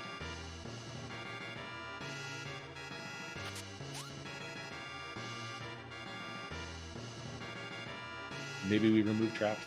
I don't know.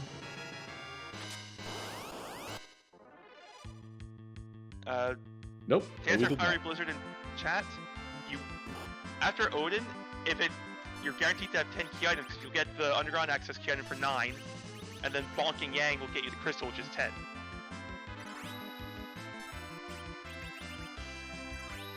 Alright, so this is one of the fights you want to see here on the moon. 2 red giants, one of the easier trap chests. Yes, this can be stopped, and then Zerk up this can be stopped and killed however you please. Indeed. Now, unfortunately, Soapbox Gamer seems to have forgotten about the hourglasses that are in his inventory. An interesting choice from Dubward, going to Giant, taking the bosses for a grind. So it's a lot of XP from this particular spot. 150,000, I believe. This one's 100. CPU is 150. 100,000. But still, this is though no free bosses are on, so you cannot just coffin them like many of us tend to do when we find Dark Gems. The Moon Veils again makes this another fight that is quite doable. Slowly but surely. The problem is, well, this fight has 65,000 HP normally because that's the most you can store in a 16-bit number. Since its HP is split 3 ways, it's actually higher. Mm-hmm. They these have are some very healthy Dark Gems. about 35k a piece, roughly. You say 35k, I say 7 Bahamut. True, all your Grimoires are going to AoE them, so at least you're splitting up the damage. At least you're dealing damage nicely. Unless we happen to pull a Chocobo or a Sylph or an Odin, we'll do nothing.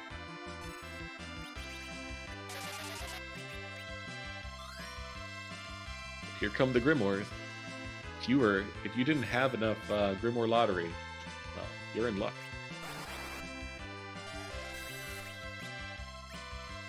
Big money, no whammies. Bahamut only. And stop that a virus cast.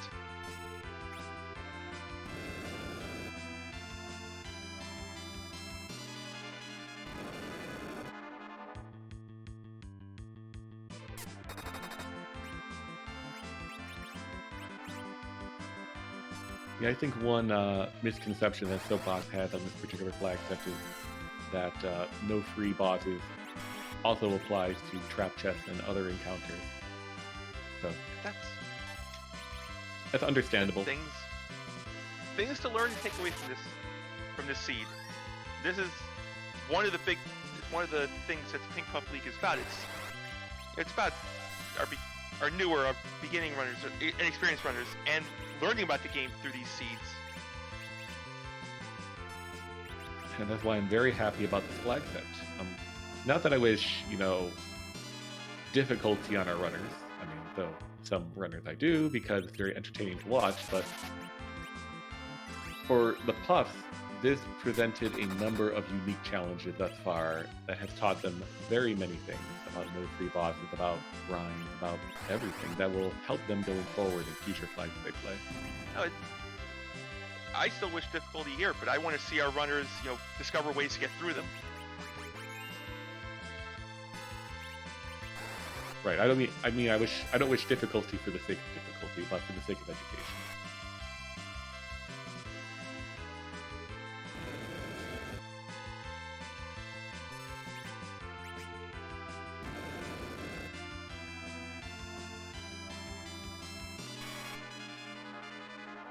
Certainly, I wouldn't call it a cata seed per se, but it's definitely far more difficult than I think many of these runners have encountered thus far. And I think this is far more difficult than people envisioned when they drafted this.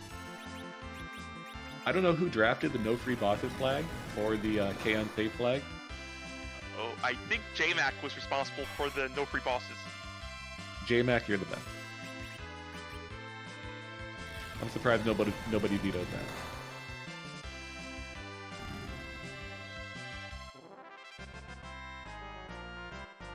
So yeah, again, going back to cards against free enterprise. If anybody who is watching, whether on YouTube or chat, has not played it, it's a great time.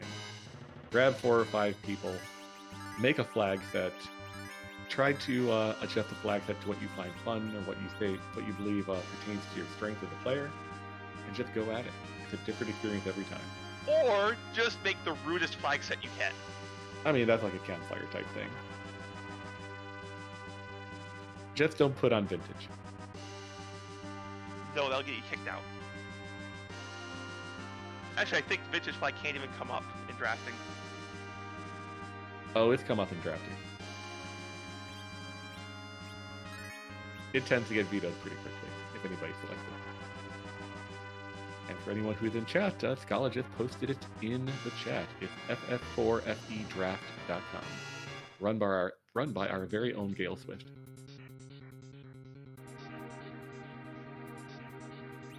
And out come the Bahamas. These Darkins, 1 down already. This will be over pretty quickly for Dubward. Another 100 KXP behind him. And I think we'll probably get him lit 3. Maybe, I'm not sure what the XP total is required for Radius level 3s. Oh, Judge Joe, who was in a draft, pointing out that no free bosses couldn't have been vetoed because there was because a different flag JMac had picked had already been vetoed. Oh. Dark Matter Hunt. That would have been very interesting to see on stream. Honestly, it would have just been a blank objective spot. With S Wild, S Free, you're not opening treasure chests anyway. I don't see a runner going out of their way to open 30 Dark Matters. If they vetoed the wrong thing. But on Soapbox Gamer side, we are seeing Odin round 3 or 4 now. Tossy up illusions, and I guess we'll see the Zeus Rages come out shortly after. Time to see if his fingers can move fast enough to get these Zeus Rages going.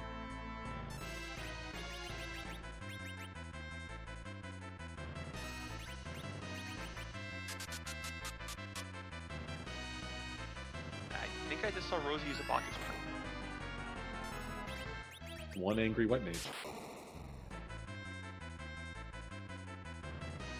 Meanwhile, we're down to 1 Darkin over on Dubward's side. I wonder what we'll see at the CPU spot, because I'm sure he's going to want that 150 KXP from that spot too. Yeah, Giant. Under the right circumstances, Giant could be a grind. I don't believe Rosa had Literos Pancreas. I don't believe we've seen any for sale yet. Maybe he berserked up Rosa in order to better buffer for this particular fight. Fill the queue, I guess. Which is a heads-up play if that's the case. But Odin had that sword raise.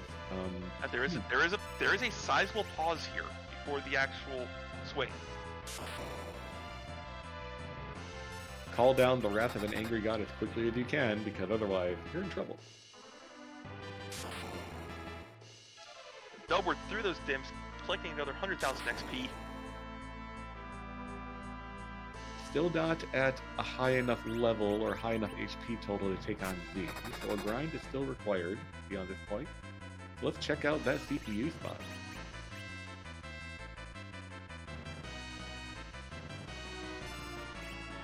Oh, Oh no. this spot hits hard. And you can't Moonveil this. You can't Moonveil the kick. You can Moonveil the hits. So that would reduce, True. half the attacks. And the kick That's doesn't true. hit that hard. At least you can get out of the kicks at least. But once someone's down,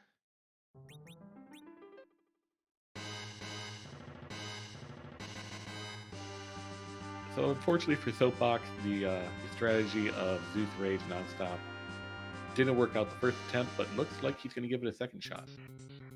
Meanwhile, I believe that Dubbard has stabilized this fight. does appear to be so. That high roll on Forum, however, The unfortunate situation, though, is even though Dubbard has stabilized, he can alternate between an elixir and a virus. He's only going to get XP on one character, and he would want XP on all 4 characters.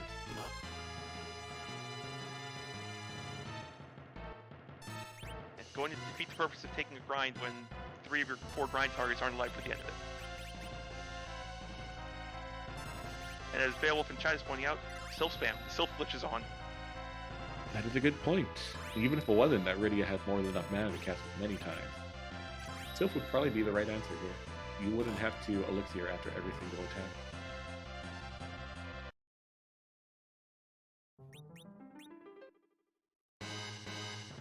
Now, a possible strategy on Soapbox's side. What is that? Don't bother using illusions. Just fire off Zeus Rage as fast as you can.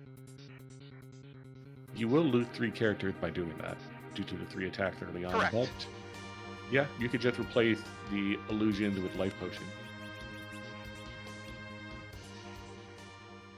Rather than take everyone's first turn throwing Zeus Rages out, or throwing illusions up, immediately start with the damage. And this tank Oh, red that's has that nice. shot. Rydia It's so taking the clever hit. also.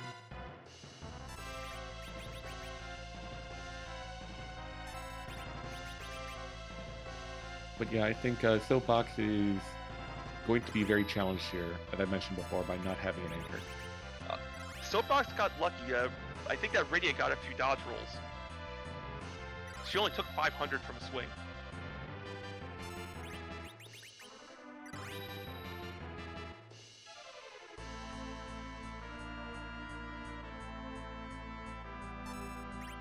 So Dumbled's going to get through here, eventually. And one thing that is interesting is that he could replace his anchor here. That Porum did gain a few levels. Probably isn't at 7 or 8 agility anymore. Whoever he gets could be a good replacement for anchoring here. Or it could be another Rydia for more offense.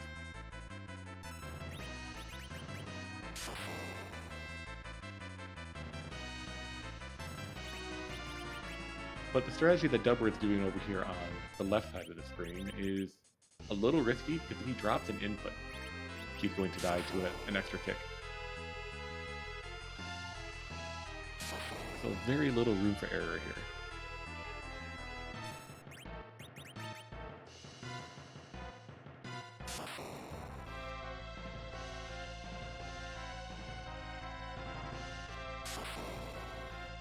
Soapbox taking this fight nice and safe.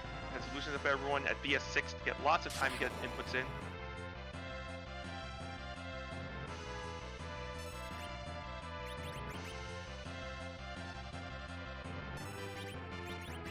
Looks like we've seen 9 versus... We'll be at 9 once... 10 once these Rydias fire their Zeus Rages. Okay, it's once this party fires Zeus Rages. That sword is up. You're on a clock. Let's go. That's 12.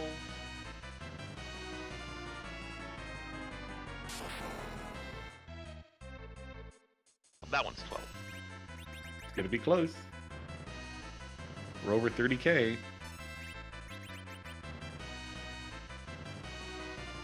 3 more Zeus Rages will probably do it. 4 more will definitely do it.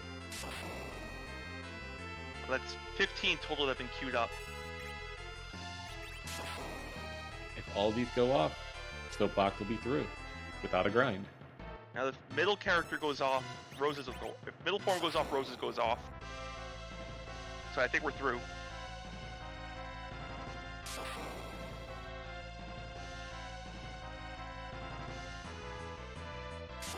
Just short on damage. Oh no, there's one more queued up. I didn't see that. It has to be it. And it is. Well done to Soapbox Gamer, getting through that. Great job, Soapbox Gamer.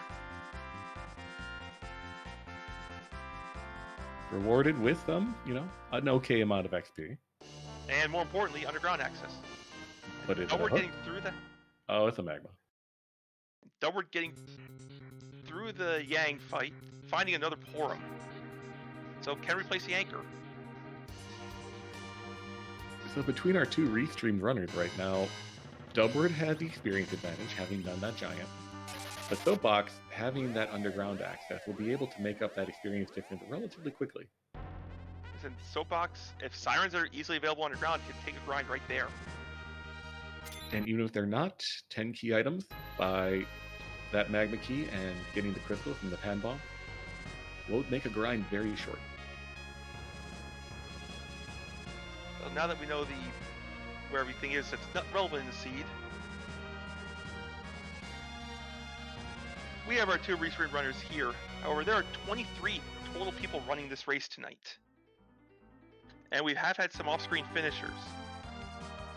A finish with a time of 1 hour 23 minutes was J. Bruntier in first place.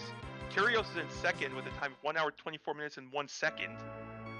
Cubs Rule 21 in third place with a time of 1 hour 29 minutes and 18 seconds. Super Joe finished in fourth at 1 hour 44 minutes and 29 seconds. Venicus in fifth with a time of 1 hour 46 minutes and 50 seconds. And Gale Swift, the person who made this draft site, in sixth place with a time of 1 hour 54 minutes and 4 seconds. GG's to all of them. Yep, good game to all 6, especially our first place winner, Jay Brun, who finished, I want to say, a good 30 minutes ago. So a very well-run race by Jay Brun. Didn't want to spoil anything or anything like that. But yeah, fantastic run by Jay Brun. I would like to see how he routed. I would assume that he probably did an early grind. That would be my guess. Probably took an early grind on the moon and then blew up everything.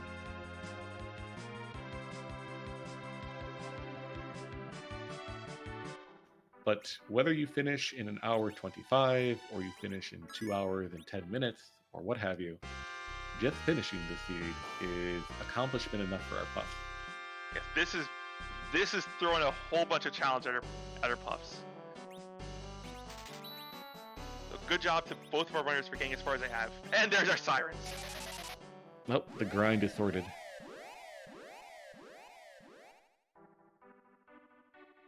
So what are you thinking? Take the Radius level 70 and take vengeance on the seed? If you're feeling like you are really vindictive right now, sure. But I'd probably just take him to 50.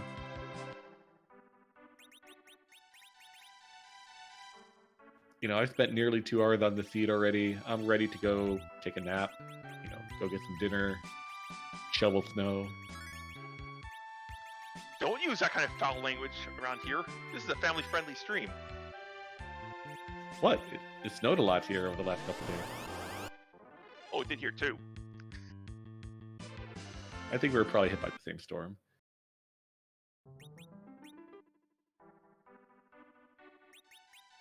But Dubward heading down to try his hand at Odin. I'm not sure if Dubward picked up on 99 Zeus Rages or not, but if he did, he should be able to get through just as easily as Soapbox, if not easier, due to having that anchor.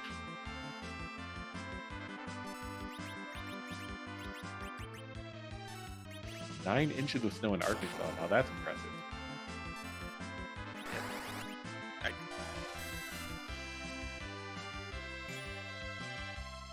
I think Soapbox Gamer has a... Oh, I think I know what's going on here. Soapbox Gamer might counting the pass as a key item. Oh, yeah. So for anybody who watches this in the future, or Soapbox, if you rewatch the past, unfortunately, it's not a key item. And Soapbox very quickly realized his mistake. It's an item, and it's key to your victory sometimes, but it is not a key item.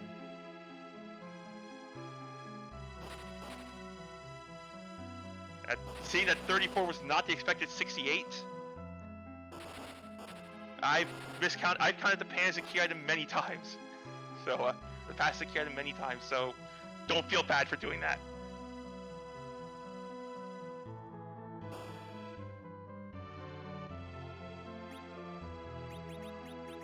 So Berserk going up on Rosa for Dubbard. Again, she doesn't have decent equipment at all, which is very rare for a Supermarket Sweep inspired seed, but regardless, this will still be a challenge. So Dubbard's going to need to get at least 3, if not 4, lift 3s off. There's Soapbox completing objective number 4, getting the crystal. And an extra crystal for his trouble. The crystal ring is actually quite useful here. It's one of the better rings for any of his characters. It gives a sizable amount of magic defense, magic evade. Useful for something we're going to be doing in about 5-ish minutes. 5-ish, yeah, maybe 10-ish, depending on how long this grind goes.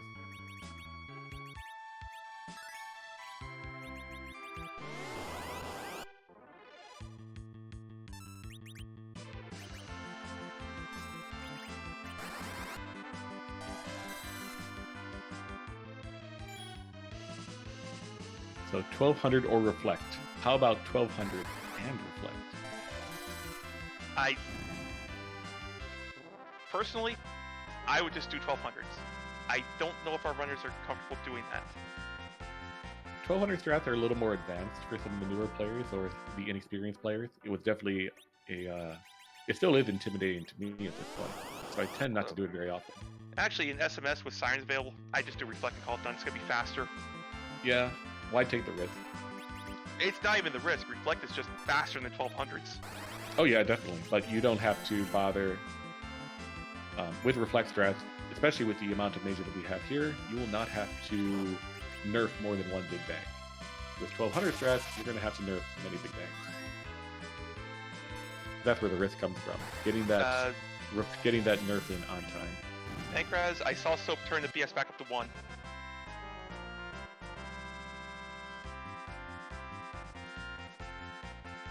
Or take this. We could try a new Zoromus strat. I mean, it's Stinky Anchor, not battle speed problems. So, we've been using the Grimoire Lottery so far. It hasn't failed us yet. Let's just summon a bunch of Bahamut's against Zoromus. I see no flaw with this plan. It definitely can't go poorly at all.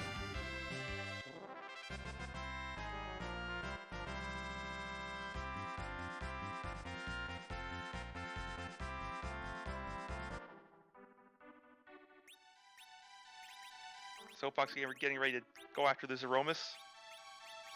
Just gonna see, what is it, like 6 more sirens or so? Maybe 7 for good luck.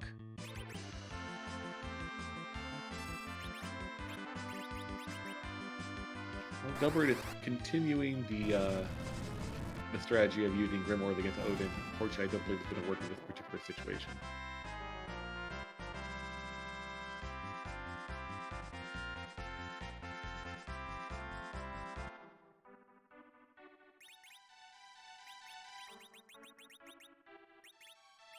And down goes the party. That was over 6k.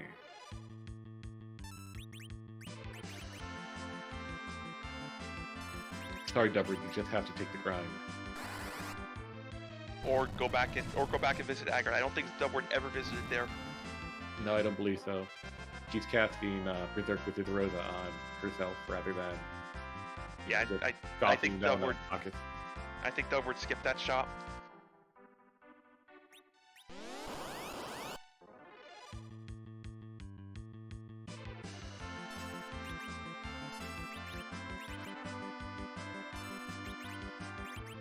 Yeah, since Cubs rules in chat right now,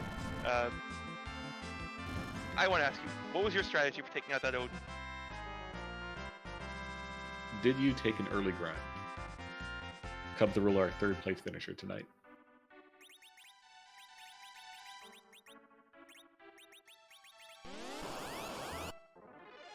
Yep, that's what I thought. Okay, encounter grind. That's.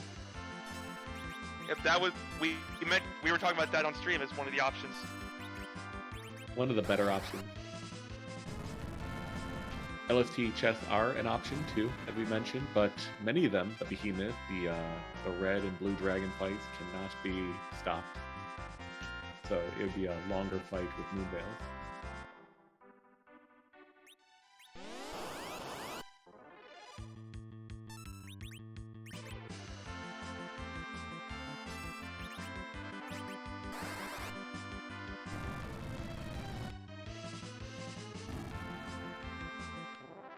And Curios, our second place finisher, mentioning that all three of our top three runners did some sort of early grind on the way down there.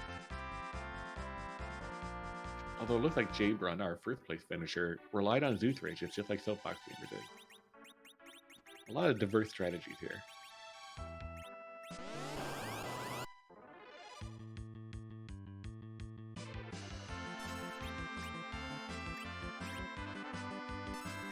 And just want to shout out usually Clueless, our seventh place finisher tonight, finishing with a time of 2 hours, 2 minutes, and 32 seconds. So, a very challenging seed. Not even half the pink pups are done just yet. And we're a little over the 2 hour mark. Hope to see all of them finish very soon. And we're hoping all of them cross the finish line and can get through and learn a lot about the game from this. Heck, I've learned stuff about the game from this.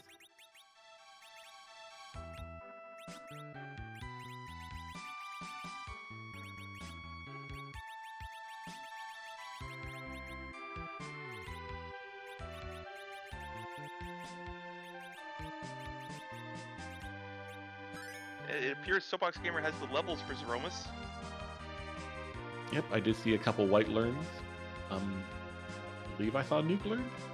The Riddies are at 50, the Porums are at 52. They've got their big guns. Alright, out come the big spells. Rydia never grew up. It's okay.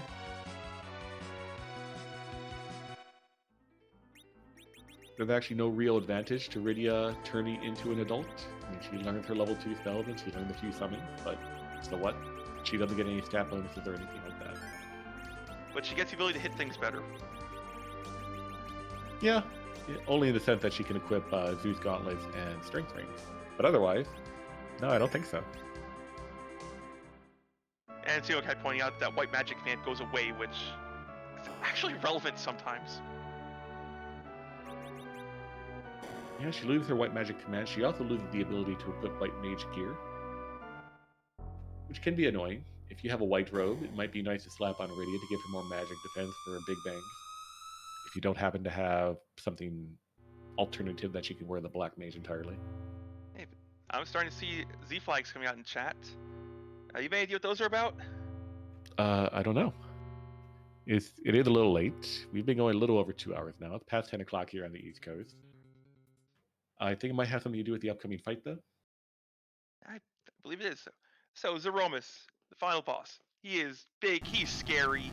He's mean. I think he's got somewhere written in his contract he's not moving from that spot. So instead, he gets to cosplay. We have over 500 different Z sprites in our pool, most of them made by the lovely Scala Kitty. So at this point in the seed, we have one question left to ask. And Rybon, do you care to do the honors? I believe that question is, whose butt are we going to kick tonight?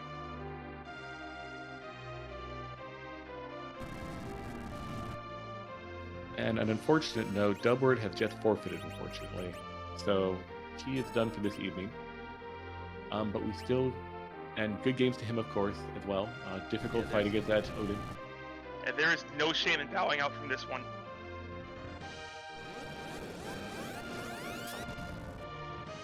Performed admirably. Didn't make it to the finish line, but I'm sure learned a lot of lessons from this seed, and will come back even stronger and more knowledgeable next seed. Hopefully Dubward can watch it back. some of the things we were talking about would benefit him greatly. But meanwhile, we have our Z cosplay revealed, and that is a very good cosplay of looks like something from Phantasy Star back when I was a That kid. is Dark Force 2 from Phantasy Star 4. It had that Genesis feel to it.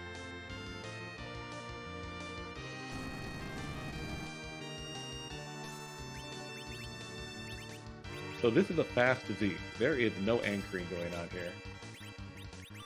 I think Soapbox is about to learn the value of having being RA1 when doing flex strats. Was there a nerf? That's not nerf. That's gonna hurt.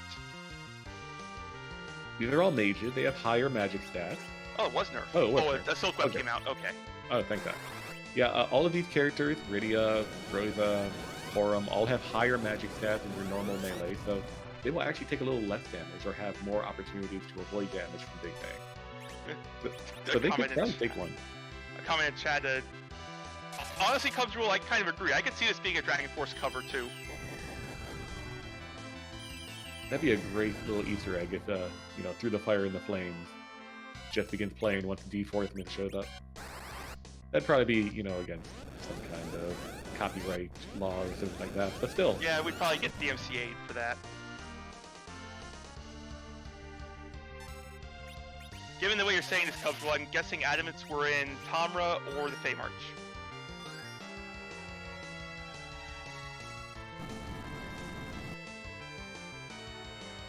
Oh, they were Dwarf. Oh, Soapbox grabbed the Sirens and pieced out a Dwarf immediately.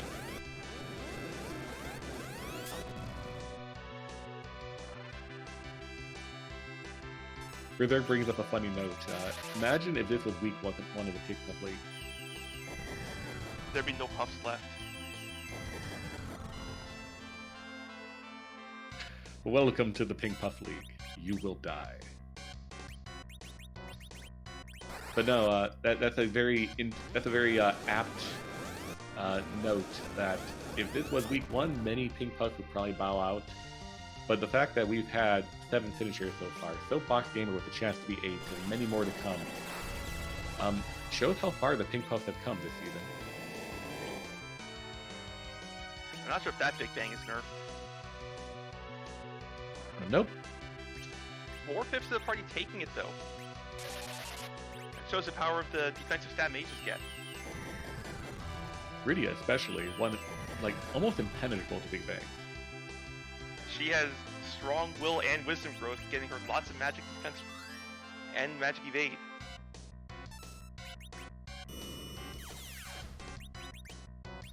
So here's the unfortunate situation.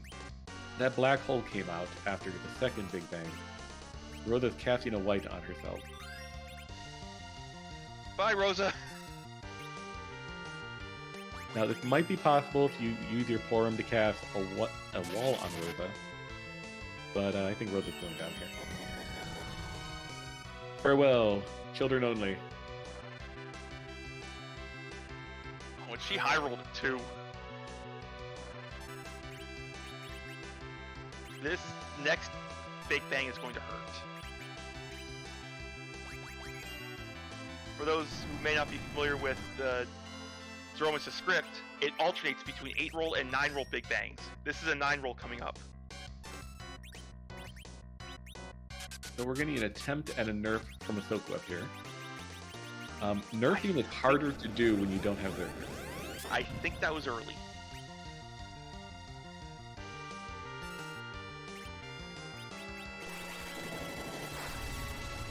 We're about to find out. Rosa has enough HP to survive this regardless. Oh, It was very, nice. Well done. very nice Soapbox.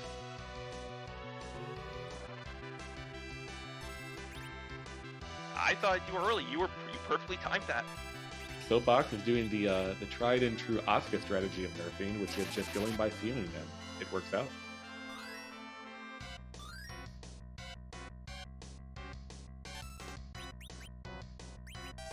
Now another problem, that wall is about to go away. Oh no, this No, is it's virus. virus first. So will this white get off before the wall and the black hole? Looks like we're good. We have to be getting pretty close with all the nukes and white that have been coming out.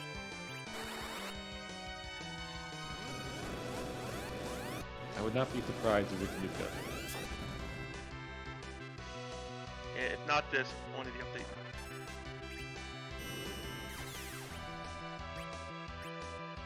Uh-oh. Farewell, Rosa. Rosa, not again!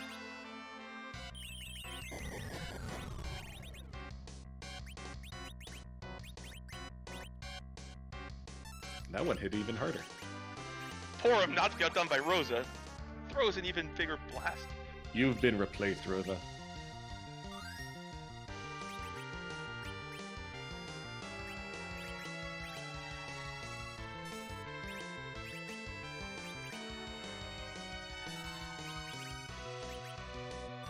So as you noted, there's alternation between high roll and low roll, or high 9 and 8 roll Big Bang. Correct. This upcoming one should be 8.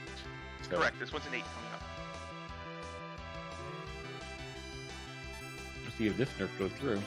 I think it'll work, because it's been buffered by the Star Veil.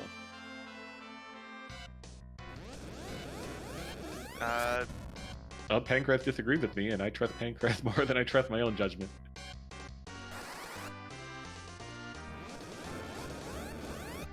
Yeah, it's not. If it had been said, that radio would not have gotten the nuke off. Well, So this is not nerfed. it doesn't matter. Nope. However, It's been permanently nerfed. yeah, Soapbox hits Zoromus with the ultimate nerf by simply killing it. I mean, nothing nerfs Big Bangs like making HP equal 0. GG's to Soapbox finishing in 8th place in this seed. Yep, 8th place, top 50%. Well done in a very difficult seed, and we will see if we get him in for an interview, as well as Dubbert as well. And so it'll be a minute or so. What do you think, Dave? What was the most, what do you think was the biggest challenge our puffs had to deal with that particular seed?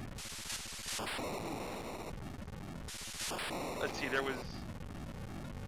There The was that Odin was Wyvern. probably the biggest challenge. Yeah, the Odin was definitely a challenge. There was that Wyvern at Tabul. Yeah, Wyvern was a big challenge. There was a lot of bouncing off walls here, grinding gears and heads trying to figure out ways to get through unorthodox situations. Getting through 40k plus HP of Demist at Ribbon Room. Lots of things you are you wouldn't wish upon your worst enemy. I want to know if they were the key item behind that DKC. Well, if Soapbox lets it play out, we'll find out.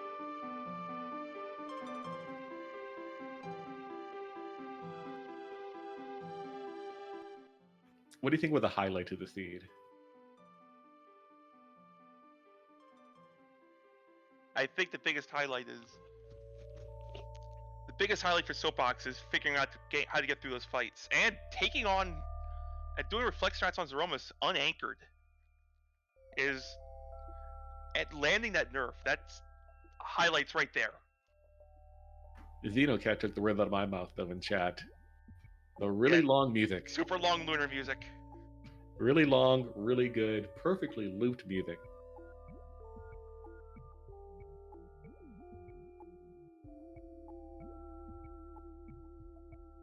How many treasure chests? Was it 0? 9. I guess looking for a lunar trap chest. Yes, Soapbox went trap hunting, so 9 makes sense. And speaking of Soapbox, GG, I believe we are joined by Soapbox, That is our 8th place joining finisher. us That is Dubbert who joined us right now. Dubbert, never mind. Didn't Dubbert, jump again, sorry. our other fantastic restream runner. Yeah. How's it going? How you feeling?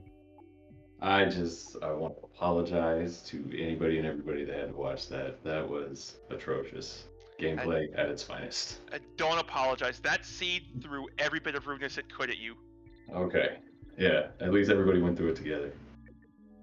Do not apologize. It was a very difficult seed, and it was very entertaining to watch, even though it may have not been very entertaining to play. Yeah, you were figuring out stuff as the seed was going on. So, good job getting through what you did. Yeah. Yeah, basically that was I was trying anything and everything I could, anywhere I could. And I was like, well, this didn't work. Well, that didn't work. Obviously, forgot about free bosses as a usual thing for everybody apparently in this. It was just bad. That was rough. But thank you. Experimentation like that is one way you learn. As long as you're Mhm. learning from these seeds, you're still doing a great job. I also just want to GG's say, so. and yeah, Soap, welcome to the chat as well. Congratulations on your finish. Thank you very much. that was fun. Fun is one word to describe it, I'm sure. So I got a couple questions for both of you. Let's go back to that water hag fight at Cave Magnes. I believe both of you at that point realized that no free bosses was on, right? Yeah. That's what it hit. That's exactly what it hit. I was looking away, wasn't paying attention, just had my hand on the A button and was trying to look something else up, and yeah, completely. It was for me. It was at that point where it was like I wanted to at least. I already had the objective, but I was like, let me hope that there's something here that I could use. Obviously, there wasn't, but I needed to get experience somehow. And I figured if I started knocking out a couple bosses here and there, I figured it wouldn't have taken that long. But I thought a Dragon Lord would be able to hit a little bit harder than that. Yeah, unfortunately not from a level 1 ready, I'm afraid, but you guys got through it regardless. Did you ever consider throwing Grimoires at it? I did. But considering I was rolling Snake Eyes when I actually did it in Fabul, when I threw like 4 Shivas in a row, I didn't like my odds. Yeah, we were actually keeping count of the Shiva a little bit. Yeah, it was. We had to. I imagine So- there's a whole tally of just not Bahamut, not Bahamut, not Bahamut, like everything. So, And for- you in that could reason- you could think me. I'm sorry, you first. speaking of that fight, to you, Soapbox. I know you passed by it a few times. Was there any? Did you ever think, or was there any thought of picking up Moon Veils? It never popped in my head because honestly, I thought I could have at least rolled something out of it to easily get away from that. I didn't think it would have taken as long as it did. Yeah, the problem with using Grimoires at that spot is most bosses there have 254 magic defense. Unless you roll Bahamut, you're doing 1 damage. But if you roll Bahamut, oh boy. Yeah, I never thought about carrying Moonveils, and usually I just buy them on a whim just to carry them just in case. Of course, the one time I don't bring them with me.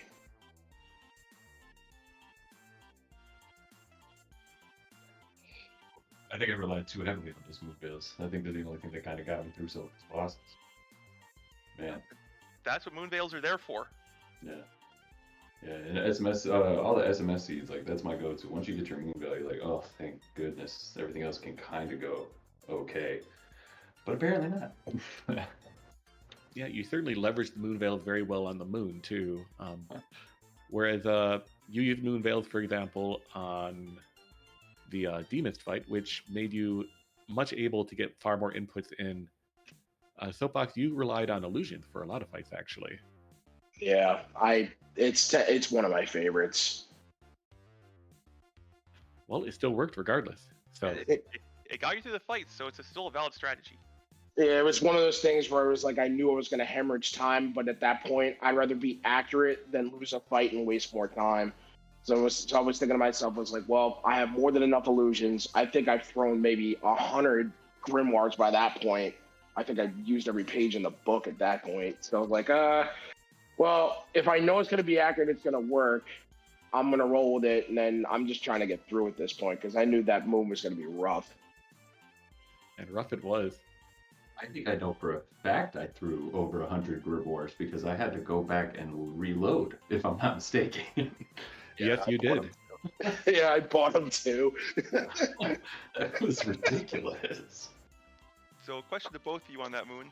Was there ever a thought of taking any sort of grind before those bosses? I did take a couple of the trap chests, which I kind of wish I did that earlier. But at that, I figured I had enough to at least identified between the illusions and everything else was like if I could limp through one of the altars and actually get through some of them, it could jumpstart the party a little bit. But after what I dealt with the White Spear altar and the Ribbon Room, I was like, well, let me take a couple trap tests, and then let me hit the Red Giant, and then I'll try my luck at that. But I that was at that point when I went down to Odin the first time. I was like, I don't have the rate. I only had Thor rages, and I wasn't going to do it at that spot, which is why I had to return to Earth to grab the other ones. That makes a lot of sense. Trap chest. I didn't even think about that. Yeah, by that point, I was like, all right, if I can't get through some of the boss fights, I'm like, I can eat a couple of trap chests and be like, all right, let me get that through. And I should have taken a third, especially when I saw where DKC was. I really should have taken a third trap. So a little bit of advice to both of you, if you're ever in a situation like this again. The LST floor 4, you can relatively easily find gold and silver dragons as random encounters. Mm. Nice. Even just outside of the Ribbon Room, that save point down there, very often I tend to find a single gold dragon and single silver dragon, both of which Yeah. are vulnerable to hourglasses. Now that you bring that up, I've seen quite a few people back in the day do that. You're right. And you had dragon whips, so Bridia could hit things. I was a big fan of it. It's just I never thought that I thought I would have to wait too long in encounters to actually grab them. I didn't know how frequent they were by floor. I knew by a siren, I knew exactly where I could stand, but I was like, do I wander around and see what's there? And really, I should have thought of that. Well done. Well, it's all good. Both of you were put in a very difficult position where I'm sure you often have been put into in the past in previous seeds. This was a very challenging seed. I would say far more challenging than anything that we did in season 1. So congratulations to both of you for attempting and doing as well as both of you did in this particular seed. I appreciate that. Although I'm sitting there wondering, I was like, I practiced this for the last 3 days. It couldn't have just thrown me one of those. I know. Every practice seed I did before this was pretty good. Not too bad. This was obviously the worst thing I've experienced so flax. I think the moment when I realized where Odin was, I was sitting there, was like, oh man, I knew my practice seed yesterday was just too good to be true. I motored through it in like an hour flat. I was like, yeah, I feel good with this. So a question for both of you. Let me start with Dubbird and Soapbox, you next. What is one lesson you're going to take away from this race you did tonight? I got to learn how to use Porum. If you're going to get stuck with 3 of them in your party, you better know how to use them. Man, that and load up your Rydia before going into a fight against a Pale Dim that you can easily just kill with one swipe of a Dragon Whip. That's a good point. Yeah, Pale Dim indeed. Dragon Flag. How about you, Soapbox? If I decide I have to go to the moon early, make sure I have everything I need before I leave. Nice. Shop early, shop often. Yeah, I think that was one of the earliest times I've ever decided to go to the moon, because it just funneled me that way relatively fast. And I think I rushed up there before I blew. I could have easily blown through ordeals and just picked up some cheap experience before I did that. And I should have been a little more prepared before I went up there, because I felt like it was correct, but it just took me too long to get to that correct answer.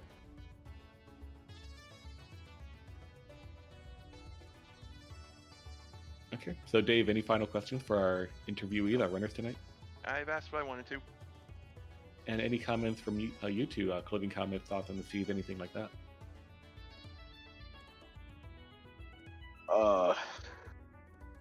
Well, I'm actually very happy that I was on Restream, and I'm looking forward to actually watching this back. So I really appreciate you guys doing the whole Restream and actually putting me on it. This is the first time I was on it. It was kind of exciting. My hands were shaking a little bit, but I was happy to be able to join. So I'm looking forward to watching it back and probably getting a lot of insight as to things I can definitely improve. I would just I would shadow that sentiment exactly. My first time on Restream, you could tell the nerves were there right at the beginning, kind of a little shaky, but everything kind of calmed down. And this was, I couldn't agree more. This is a good seat to have on Restream to to come back and review. Yeah, thank you all. Thank you all again for the Restream team, and thank you, Asuka. The Pink Puff League's been absolutely fantastic, and you all have been wonderful. You know what they say, you never forget your first time. But appreciate you both for being on Restream, volunteering for a very difficult seed. You both did fantastic again, and I hope to see you both on Restream again in the future. Thank you. Thank you. I can only GG. hope. I really appreciate it. GG, Soapbox. GG's. GG. GG's to both of you. All right, and that'll do it for us tonight on the Pink Puff League. Tomorrow night we have our Friday night community race, 10 p.m. But for tonight, we're not quite done just yet. We'll be raiding over to Moonblaze Wolf, who is doing practice for Flag Set 1 of our upcoming tournament. So no spoilers or anything like that when we raid on over. But thank you all for joining us for tonight's Pink Puff League race. Thank you to Pankraz for doing fantastic on Restream and rolling this fantastic seed. Thank you to D for doing all the tracking, which was done impeccably. And thank you to Dave for the fantastic commentary and giving me something to talk about this evening. And thank you to Rybon for coming out here with us and talking about this. But from all of us, goodbye, good night, and see you next time.